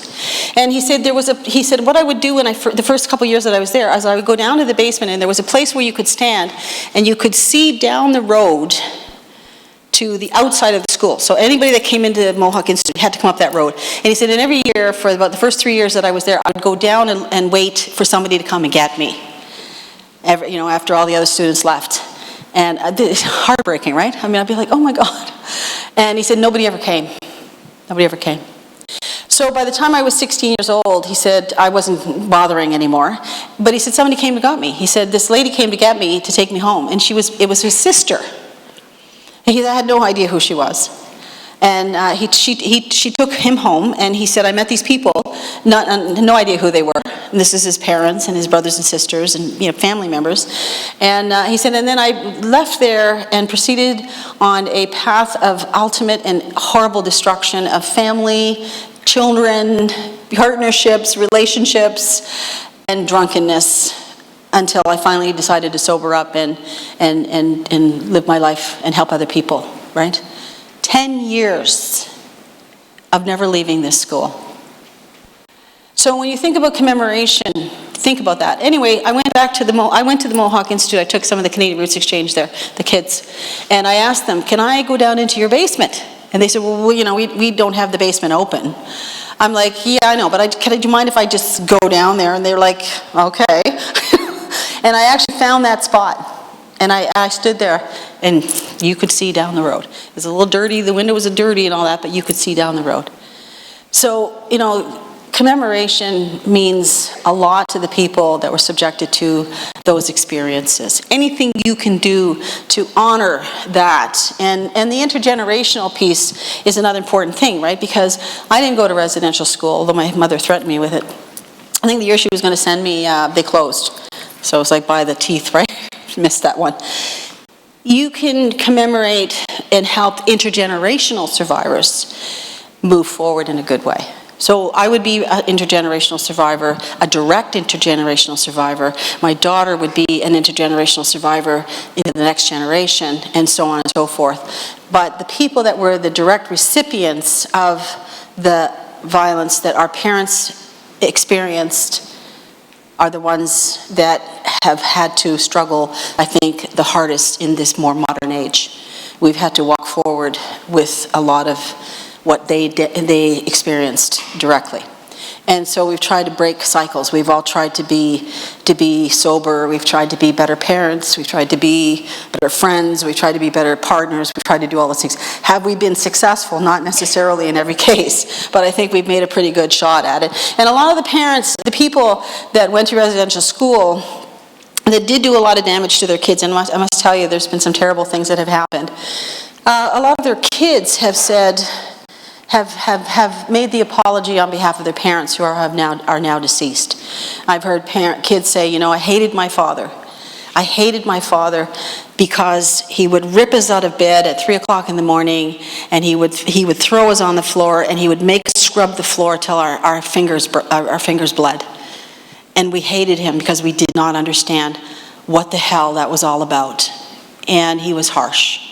And now they know what their father went through that's what he went through at residential school, except he wasn't able to mitigate it. He wasn't able to heal it, and so he passed it on. And so they have made apologies at these conversations for their parents, and they've forgiven them. One of the elders spoke at a thing I was at. He's a very respected man. He said, I took my son and I threw him against the wall, 3-year-old son against the wall. That's the way I parented. His kids are grown up now, and he's made that public apology. Phil Fontaine has stood on a stage like this and made a public apology he said, for being the worst of the worst, for being a terrible father, and for being a terrible partner and husband. He's apologized publicly for his experience as a residential school survivor and what he put his family through. So it has to happen that way, right? We have to do it that way. And he spoke this weekend about sexual violence and 25 years of trying to get people to talk about it.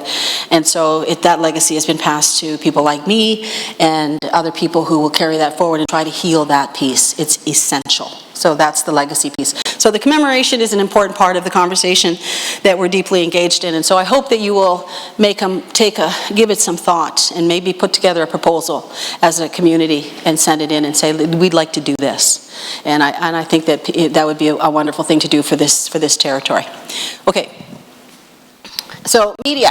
3 calls to action on media, and one of them, of course, was to reinstate the CBC's funding, because under the Harper government, the CBC was drastically downsized, and it is our national radio station, and I listen to it all the time, and I wish that somebody had pointed it out to me when I was a kid, because I really actually kind of enjoy it. I listen to it all the time, and I've learned so many important things from it. So that's going forward. And then this Aboriginal programming, so we have, there's a couple different shows on there, Candy something, I forget her name now, has a show, a comedy show, and there's an Indigenous show on in every afternoon. Listen to them, because it's people from the Indigenous community who are very successfully doing work in the arts and everywhere else, talking at you about what they're doing, and it's important. And then we did a thing called SABRE for the Canadian Journalism Society that said, this is how you speak about Indigenous people. Don't call them these terms, that they were using. And this is how you write about it. And this is what a First Nation is. And this is what Inuit people are. And, all the way through. So the SABRE, you can look for it online. I think it's SABOR or something like that.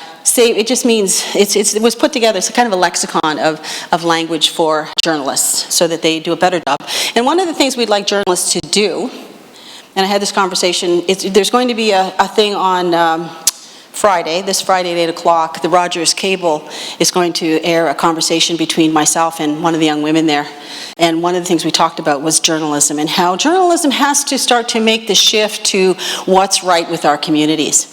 Yes, we want you to know in the South that there's still an epidemic of suicides that we have to address and we have to know about.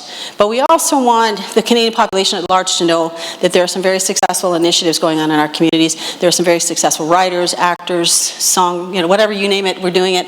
And we want the journalist society to change their ways of addressing us, because I still remember one of the Inuit men saying, please stop writing about Inuit suicide, because our kids are saying to us now, when we say, when you go to university, and they say, what's the point, I'm not going to be alive then anyway, because of they're absorbing the idea that they're going to commit suicide before they ever hit 20, then we're making a terrible mistake by constantly iterating that kind of a message. So we want journalists to talk differently about who Indigenous peoples are and provide some recognition about what's right in our communities. And you can help with that as well by printing positive stories. Okay, so that's an important one as well. This is Tanis. By the way, this girl in this picture on your right is Tanis. And Tanis is one of, she came in through the Access program. And she was challenged like a lot of our students are, but she said to me the other day, this whole thing about education, man, does it ever make a difference? She talks like that, right? And I said, good for you, and she said, it's challenging. I get in a lot of stuff still, and I still have to learn how to control my temper, or as my husband would say, learn how to boss our mouths, right? You got to learn how to boss your mouth. But she's doing a really good thing at this school, and she's challenging in a good way. And she says, well, Cynthia always tells me that I have to choose peace. Right? And it's like, choose peace before you choose anger, and it'll go further, right? So she's been doing a great job. We got students that are doing amazing things. I can't remember the other girl's name. Okay, go ahead. And then sports and recreation. 5 calls to action on sports. We have a lot of Aboriginal athletes in this country that have not received the recognition that they need. We have Indigenous games that have been running for the last, I think, 8 years. And we have Indigenous athletes in every place that you can think of. Of course, there's lacrosse that was taken away from us, by the way. At one point in Canada's history, Mohawk and Indigenous lacrosse players were forbidden to play the game. And it was co-opted by non-native society, and we've now pulled it back, of course. But at one point, we were not allowed to play. Aborigines and amending acts and policies and providing some stable funding, because sports and recreation has a very good utility in our communities. And a lot of our kids say, we need to do this ourselves. We don't want people coming into our communities and telling us how to play sports. But I will say this, when Wayne Gretzky was a young man, and they were trying to teach, apparently, this is the story, they were trying to teach children in Anishinaabe how to play hockey. And it wasn't uptaking very well, because they didn't really understand what it was supposed to look like. And then as we got TVs and Wayne Gretzky, and they saw Wayne Gretzky, everybody wanted to play hockey, right? So now we have lots of kids playing hockey. And the reason I tell you this story, it leads me to another story. The reason I tell you this story is because that saved a lot of people's lives, sports, hockey, and in residential school as well. It saved lives, and so that's an important consideration. But the story was also about how Wayne Gretzky is a hero. And we all need heroes. We all need role models. We need to see somebody, doing something that we can say to ourselves, she's like me, and I can do it if she can do it. And so the story, this was being told by a doctor, an Indigenous doctor in Chapleau. She's from Chapleau Cree. And she said, Wayne Gretzky is a hero, and I think that that's a fabulous thing. But she said, let me tell you my story. She said, I was a nurse for 15 years. And I used to look at the doctors and say to myself, man, those guys are smart. Like, I could never be like that. Like, they're just way above where I am. And she said, and then one day they hired an Elmer Fudd, right? And she said, I looked at that guy and said, if that guy can be a doctor, I can be a doctor. And she's now a doctor, and she has her own practice in Chapleau. Important lesson in there for us, right? Don't always hold up the stars. Don't always, you don't always have to be the most beautiful or the shiniest or the sparkliest or whatever. Sometimes it's just about having people succeed because they work that hard. And if that person can do it, I can do it. So that was a good story, I thought. But that, it's sort of about sports. Okay, I think we only have like one or two more. Go ahead. Business and reconciliation, the whole question of calling the corporate sector to adopt the United Nations Declaration and apply its principles. And you know what's going on in the Dakotas right now with water. You know that that people have been arrested. There's lots of people showing up to support people to protect that water, and there's a lot of police and other people showing up to pull them away. We have to ask ourselves as a country, what is it we really want? And there's prophecy, and I'm going to share with you that there's prophecy that said we're going to come to a time when there will be a fork in the road. And one side will be towards sure destruction and will be technology and all the things that you see around you now destroying families. When you go look at a family and they're all sitting there like this and not having any kind of conversation with each other, or even at a restaurant, or three friends walking down the street, for God's sakes, and they're all like this. I'm like, really? And the other fork would be back to the land. And it would be the Indigenous people who would lead us back to the land and back to the understanding of this planet. And we are sitting there, I think, right at that fork right now, and we have a decision to make. Are we going to overdevelop, and are we going to kill ourselves in the name of economy and the name of more? Or are we going to say, we need to protect this planet, because it is the only, I know they're looking for Mars and everything else out there, but this is the only one we have right now. And if we destroy the water, there's no life. Not just not human life, there's no life. And when they destroy the water like that, you cannot pull it back. Much of that pollution is for thousands and thousands and thousands of years. And the Navajo will tell you, because I've listened to a Navajo speaker talk about how Peabody coal came to them many years ago. And one of their sacred sites, there was a water as big as this room. And they said, we won't only take out of this water like a teaspoon is taken out of the ocean. And they wanted to slurry their coal to New York State. There's a picture of the Navajo Nation women around that water hole. And the water is right to the edge, and they're sitting there with their baskets, and they're sitting there with their, doing their daily thing. You go look at it right now, there is nothing left. It is dry. Peabody coal lied. Now the Navajo, this gentleman that was talking said, and we blame ourselves. We had no right to sell our water. We had no right to allow that to happen, and we did. And we are being punished by the Creator for doing so. Now, I don't necessarily believe that, but you take that any way you want, but that's what he said. But they feel very strongly that they stepped into that economic circle. Yes, in an attempt to help their people who are very poor. But he said, today we're paying the price because our water's gone. And if you look at Lake Mead, that is out of Las Vegas, it's all about money there. Lake Mead is now like a mile. There's a puddle in the middle. And the water when I recreated when I was a kid on the Colorado River is now almost gone as well. We live in Canada. There's a lot of eyes looking at us. I want you to know that. A lot of eyes looking at us for water. we're going to have to stand up to one of these days. It's coming our way, where we're going to have to defend those lakes and those rivers and those streams. And Bill C-45, which was the start of Idle No More, out of Saskatchewan, that was about 1 million lakes, more than 1 million lakes and waters and stream beds, having the protection removed from them so that business could have access to that water. There's only like 12 bodies of water that are protected in Canada today. And they're in the Muskokas, in places where very rich people live. Think about it, okay, folks? We have lots to think about when it comes to the calls to action and what we might do. So the people are calling, we are being called as Indigenous people to action. We have to teach our children, we have to teach your children, we have to pull back the ceremonies, we have to pull back the prayer, we have to pull back the language. Otherwise, that's what's going to happen. Okay, one more.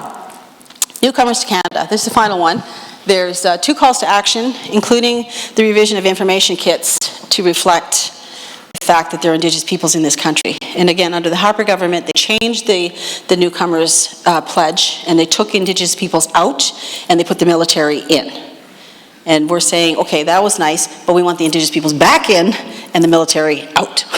So again, it's up to Canada. So what can you do? When people say, well, what can I do? What can I do about the 94 calls to action? What's my role? Your role is to be aware that these are the conversations that are being taken up, and your vote and your question of what's happening in these areas is what you can do. Is you can say, wait a minute, what happened with the newcomers' oath of citizenship? We want to see the Indigenous population of this country, the treaties, back in the oath of citizenship, so that when people come to this country, they are aware that there are founding nations here, that there are founding nations. And that's an important part of what you can do through the Truth and Reconciliation Commission's 94 calls to action. That's one thing you can do out of the many things that we've talked about. Okay, go ahead.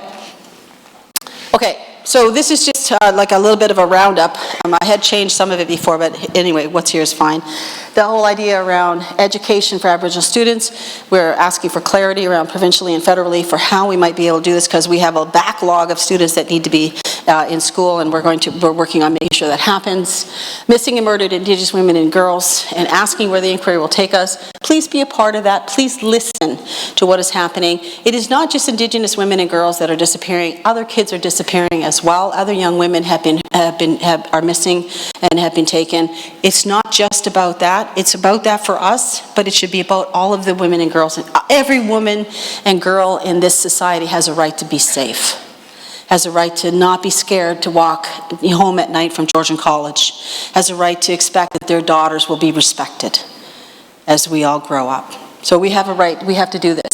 Public education training for Ontario public servants, what will be the result of that? I hope it'll be really good.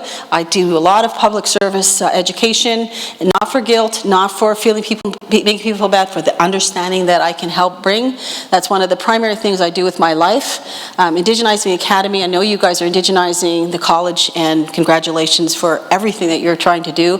Please support Taryn and staff that are undertaking that work. It's important work. Child welfare and the human rights case, the whole question around the CAS and the inquiry, or the inquest. We're having this big conversation nationally about what's happening and how much money is going where. And, you know, I've been called on the carpet for having a bit of an over-dramatic statement. And, you know, sorry, I'm kind of over-dramatic, can't help myself sometimes. But the fact of the matter is, we need to know what is the best place to put the resources. How will we help families with prevention and with healing so that they can keep their kids? And if they've lost their kids, we want to help them do the healing that's necessary to get their kids back as quickly as possible, because we know what happens to kids who have gone through foster care. I have lots of them coming to me on a daily basis because I work in a university. We cannot do that to children. And those 28,000 kids in care, they have families that love them. And so we need to make it easier and appropriate and safe for these kids to go home and be who they are and to know their identity and culture. And the question of reconciliation and, of course, the possibilities is an important conversation. And so we're going to take the rest of the time to have that conversation. I hope you will come up and ask questions, or you will share ideas. It's not a good room for, for having sort of that kind of, let's stick it on the wall and do all that stuff. We can't do all of that interesting stuff, but we can please feel free, be courageous, come forward, make a recommendation, tell us what you've already been doing, what you hope to do, and let's all share, because that's how we cross-pollinate the conversation. So go to the next one, and then the next one. Yeah, okay, so let's leave it there. All right, so let's open the floor for conversation, and thank you so much for your patience. I know it's hard to sit there, but thank you so much for listening to me. I hope it was useful to you, and that you learned something. I learned something every day, so I hope you did too. So thank you.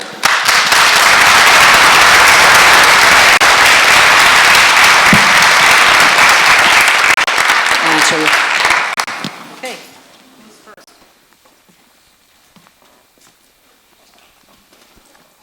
Yeah, they want to hear you. Hello, thank you.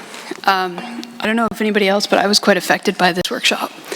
I know you mentioned something about technology and your opinion on it.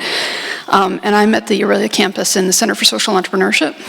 And I wanted to ask, outside of technology, how do you see technology solutions actually being part of this healing process? One of the ways it's been very effective is it's actually linked people together globally, right? We all can talk to each other like real time, and I think that has been helpful. I think that education has been enhanced by the use of technology, that we can get anything we want at a moment's notice at a second. With that, I would say it means that we have to sort of change these tightly narrated definitions of education that we've been stuck with for the last 200 years and change that to accommodate better use of technology as a friendly force. And another question to that, do you find working with the students or the youth on the reservations, do you find that they have access to the technology that they need to make those decisions towards education or communication? In the remote communities? Yes. Yeah, that's a challenge. I remember being up there in 2000. Just to get one email answered, it took like half a day. It was all satellites, right?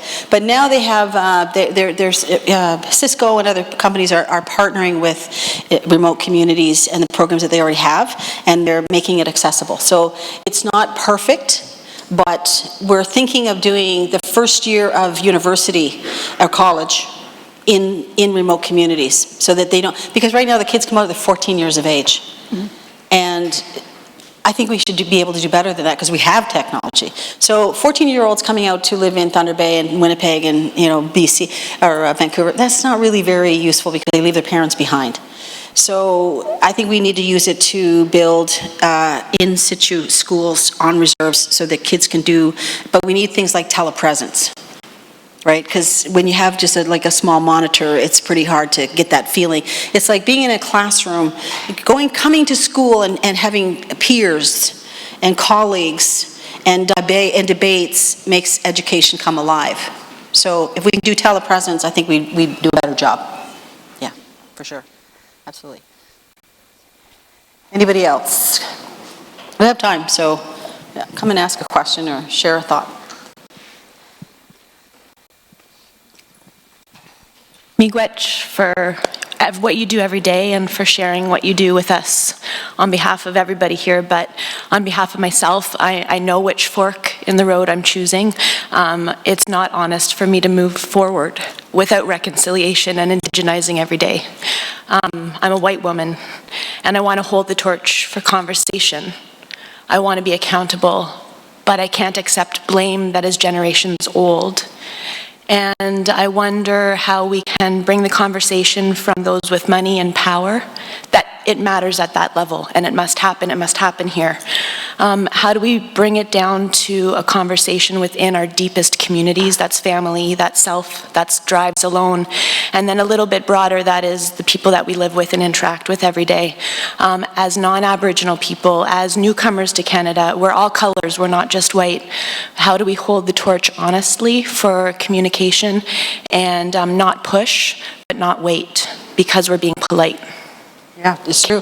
Yeah, I think that when you learn to have the confidence to have this conversation and you understand it yourself, it gives you the ability to take that conversation anywhere. Right? It's a learning curve for everyone. You know, even rocket scientists weren't born rocket scientists, they had to learn, right? So you need to learn, we'll learn together. And it's not about blame, because I wasn't there either. I may be old, but I'm not that old, right? We weren't there, but our governments made agreements which weren't necessarily acknowledged nor held up. So as a country, when it comes to things like treaties and acknowledging the terms that were agreed to, then we have to just acknowledge it.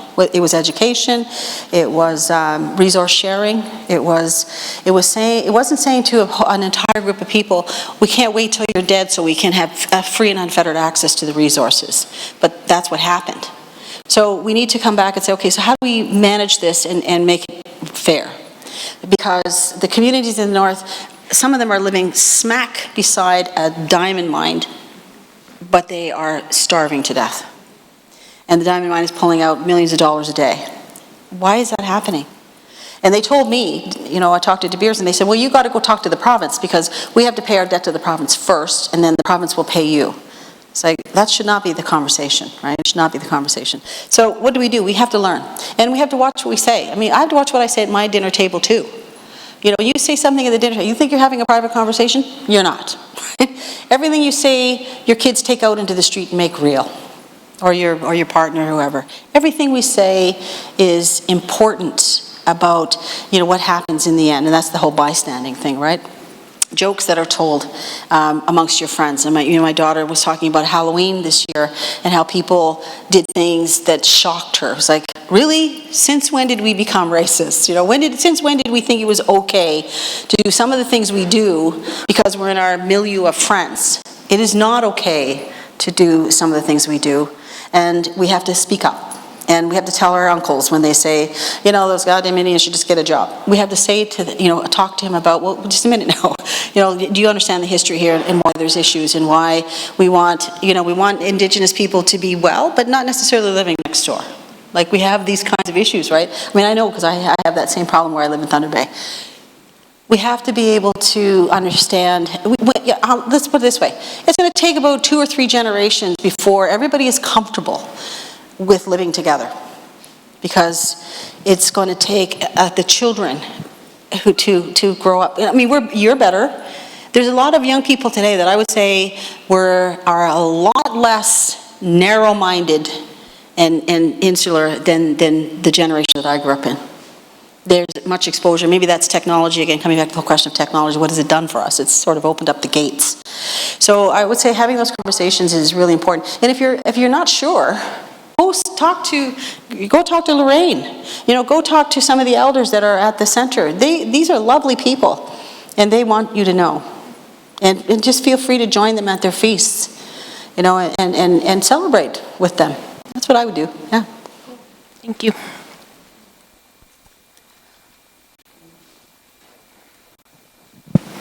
It's race. No.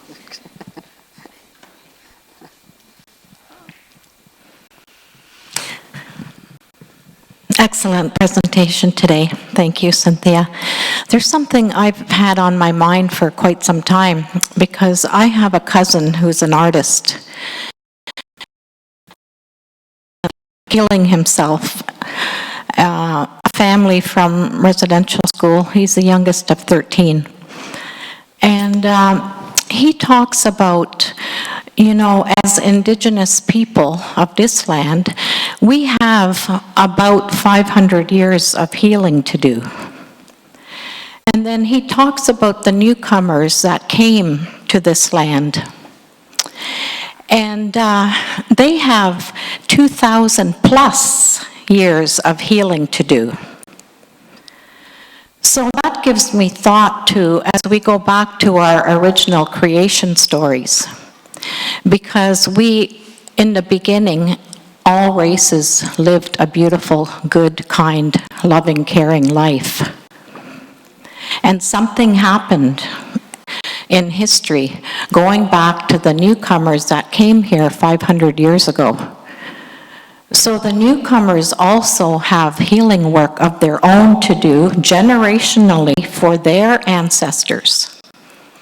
So that it is taking responsibility for all of us as Indigenous and non-Indigenous people that came across the ocean, because they too have that healing work to do, and even much more than we do as Indigenous people. So that might be looking way too far ahead, because that is who I am, Niigaana and Abid, looking ahead woman. And so I see it, I usually work backwards. So I see the big picture from the beginning of time and then looking backwards to where we are. So that is a lot of healing to be done. So understanding the culture of the people that came, and that they had this wonderful good life in the beginning, and what happened, and all the healing that needs to be done there too. So that's a piece that, that I see, and that might be helpful for this last question that was answered.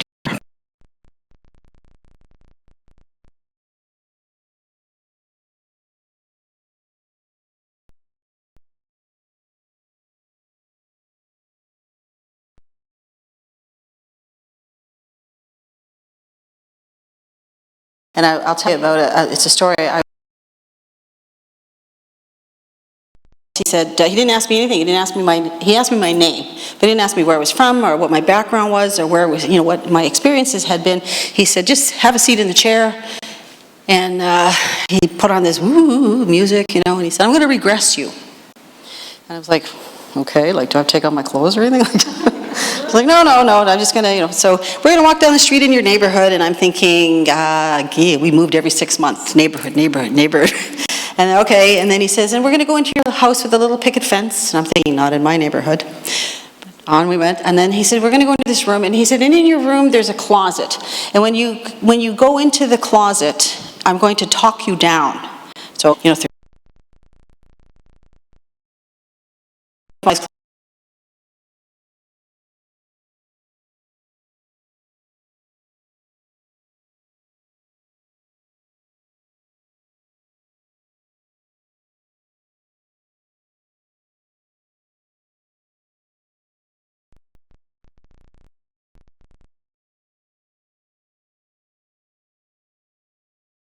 I walk up to this office, and I'll tell you, when I was looking after my kids.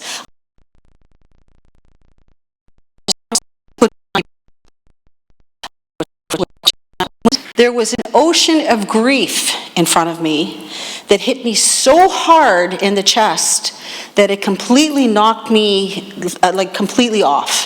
And I could do nothing but cry, because it hurt so bad to see that much pain. And I remember being afraid and saying to myself, I will never be able to heal this pain. I will never be able to be okay. And every time I thought about that, I cried some more. I'm going to cry right now. But then I learned later that what I saw was the grief of nations. It wasn't just my pain. It was the pain of nations. And when you understand that everybody has suffered, it changes everything for you. And your compassion grows exponentially out of that. And that's why I do what I do, and why it's so important to me that you understand it. And one last thing. I remember an elder telling me that he was a drunk, and he said, I had a lot of trauma in my life, because we were having a conversation. He was at one of my sessions. And he said, one day I was walking down the street, and I don't know what happened, but the Creator smacked me upside the head somehow. And as I walked down the street, I could see people's pain. I could see it as they walked by me. It was shocking. He said, I gave up drinking that day and never drank again. And I dedicated my life to helping people heal. He didn't say they were Indigenous people. He could just see their pain. Imagine what that's like. It was like that, seeing that Grief of Nations thing. He said, it just knocked me for a loop. I never touched another drop. I clean up my life, and I help people today. So it's there for you, all of you, if you want it. If you want to be a part of this, you can be. Go ahead.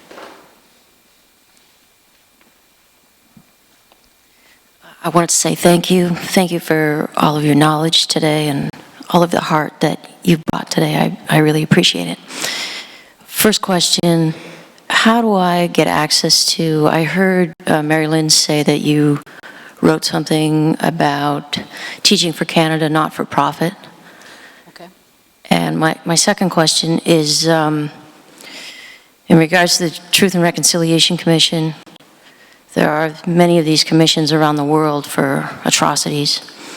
Maybe one of the first I knew of was the Nuremberg trials, you know. And there were many people in that instance and others where people were held to account for their crimes. So I'm curious about, is there something in place as a next step to hold people to account for their atrocities, both institutional and individual? Because there's, you know, as me, somebody from the dominant culture, I know, and also knowing from my own background of embedded in a colonial existence of a lot of racism in my background and stuff, that there would, you know, there would be people, my relatives, or once removed again, Right. That are still with us and are elders who committed atrocities. So I'm curious if there's a place where people will be held to account. Okay, so for the first one, Teach for Canada nonprofit, Teach for Canada, just go teachforcanada.ca or go online and put in Teach for Canada. And the work that we're doing, which is it's a new startup. It's about 2 years. What we're doing is we're taking any teacher from across Canada that wants to teach in the North, and we're teaching them how to teach in the North more effectively. So they are certified teachers, and they go through a big process. We had almost 500 applicants this year, and we put 35 teachers into the North. Adventurous, that love the great outdoors, and are super enthusiastic. And we have schools up there saying that their student population is responding. They've got like 35% increase in students coming every single day, and are kind of mad that it's Friday because they can't wait till Monday to be back in school. So we're doing some very deliberate work to help ensure that our kids actually graduate from school and move on into a better place. This is not the kind of Truth and Reconciliation Commission that is going to be doing that kind of restitution.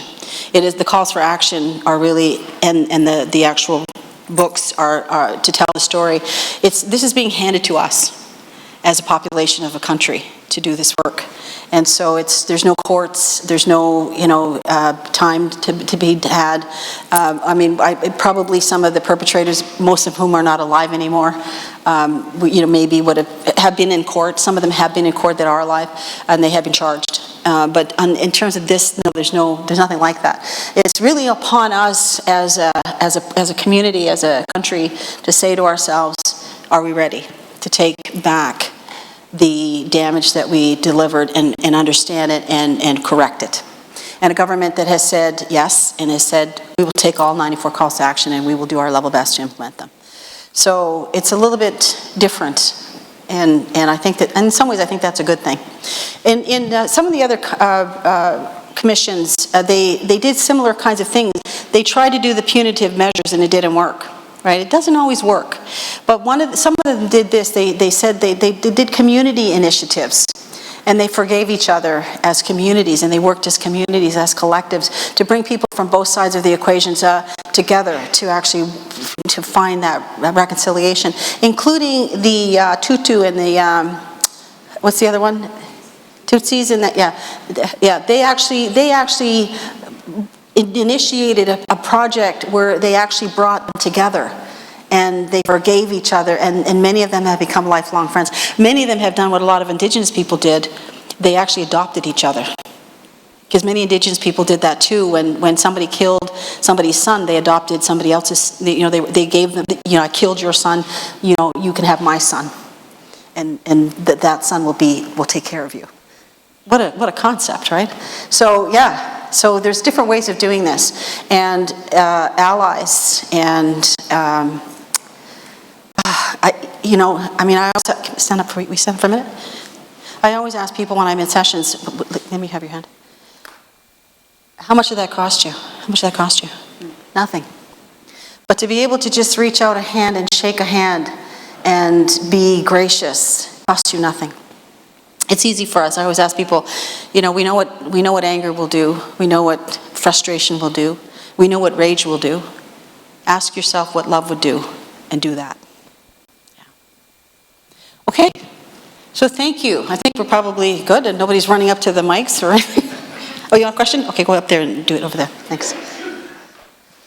It's not so much of a question, but I'm an ideas person, so my instant reaction to everything is, well, what can I do right now?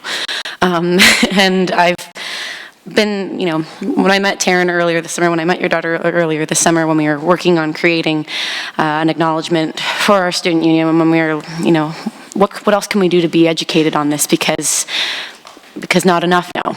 Right. And we did the Kairos blanket activity, and for a lot of the people in my student union, that was, some of them it ended in 96. I was born in 96, mind blown, right? And it's learning from people, and it's coming to things like this, where, you can read so much from a book, but it's the emotion that you're getting when you're in person talking to people who've experienced it. And already in my mind, sitting here, listening to you, I'm like, okay, histories, things like that, what can we do, what can we do?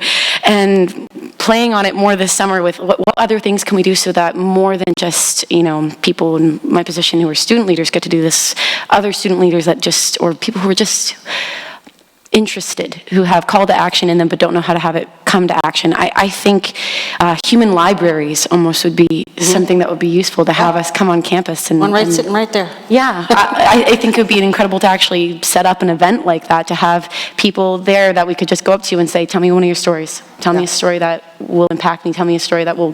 What was it like for you? What was it like? Yeah. You have a lot of, you have seniors residences in this city as well who have stories. I mean, think about doing, in Georgina, they did a tea. They invite, I think they do it repeatedly. They invite all of the seniors and elders in the community to come to a table, and then they have tea and cookies, and then they invite all the kids to come, and the kids migrate around the tables and ask just that. So what was it like when you were growing up? And, did you go on a date? They just ask, they ask all kinds of questions, right? How many kids did you have? And they learn from the people, the seniors and the elders in the community.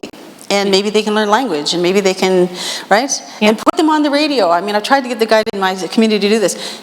You got seniors and elders in your community right here. Mm-hmm. Just go get a couple of clips from them. What was it? What's the most important memory you have growing up? And then record that and put it on your radio, and just play it every once in a while. You'll hear a voice saying, this is what it was like for me. Just think about ways that you honor the history of your community, and honor the territory, and honor all of the conversations that you're having. That's what I would do. Just lots of cool little things. Yeah, no problem. You have a question? Yeah. A few minutes. Hi, I just wanted to say thank you. That was a really wonderful presentation. My question is, I don't know if you'll be able to answer it, and it's also open to anybody who has any other suggestions. My grandmother is a residential school survivor, and I know that what you're promoting, like the Truth and Reconciliation, they do a lot of workshops, and they have big groups. My family paid for everything for my grandmother to go down, and when the time came, she couldn't go because it was too painful, I guess is what you can say. And I just wanted to know if there was anything, because if she's not willing to go to one of those things to heal, I wonder if there's any suggestions that you could give me, in our family, that we could do to make things easier for her, or do you know what I mean? Yeah. Where did she go to school, do you know? Moose Factory, Horton Hall. Okay. Yeah. Some of the schools have reunions. and they bring back residential school survivors from that school to come together. It was very helpful for my stepfather, who really struggled, and it made a difference for him.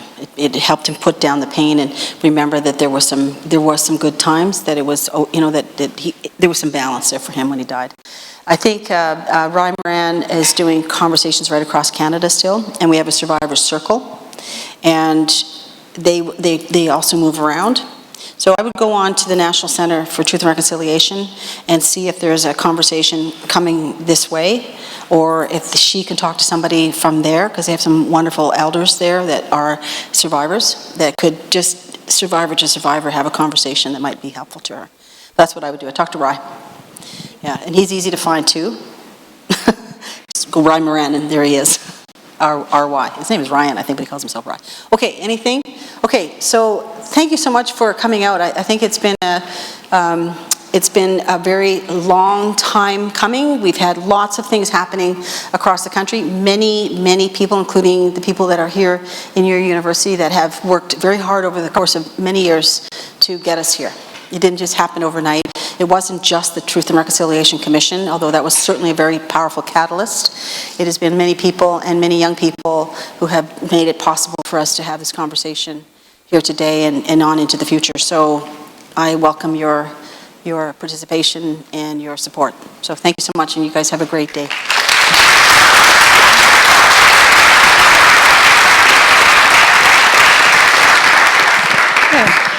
Cynthia, I just want to say thank you so much. It's really been wonderful to have you here. I've known Cynthia for a long time and known that she is a very knowledgeable woman, and I'm just thrilled to actually have you come here, share that information with us. I'll confess I have read the recommendations, but never have I truly understood them. And today you've really helped me to get a better sense of what we can do here at Georgian. I think we've heard some great ideas. Hunter already, Taryn and I were whispering, going, okay, that's a good idea. We need to make that one happen. And I know that that's just one of many ideas to come. We're thrilled that we have been able to launch our indigenization strategy today with such a groundswell of support. 2 weeks ago, or even just, the letter went out either last week or the week before. It wasn't very long ago. And already, Taryn and I are getting more emails of support, requests for resources, offers of help than we ever anticipated. So we're very excited that things are off to a great start. And your workshop has really helped us to set the stage. So please accept this token of our appreciation. You've referenced your daughter Taryn many times, but not everybody knows Taryn. I'm going to ask her to come on stage. Taryn is our indigenization coordinator. Her role is to help us launch the strategy. So I stand between mother and daughter. So since Cynthia was referencing Taryn, I just wanted to take this opportunity to introduce her and also to thank her for everything she's done behind the scenes to bring all of this together. So thank you, Taryn. Okay. And just before you leave, thanks to Greg Rodrigo, who has been live streaming this for us. It will be available on YouTube through staff intranet if anyone wants to share it with family members, show it in your classes. It is available to you, and Greg will be sending out that link through staff news. So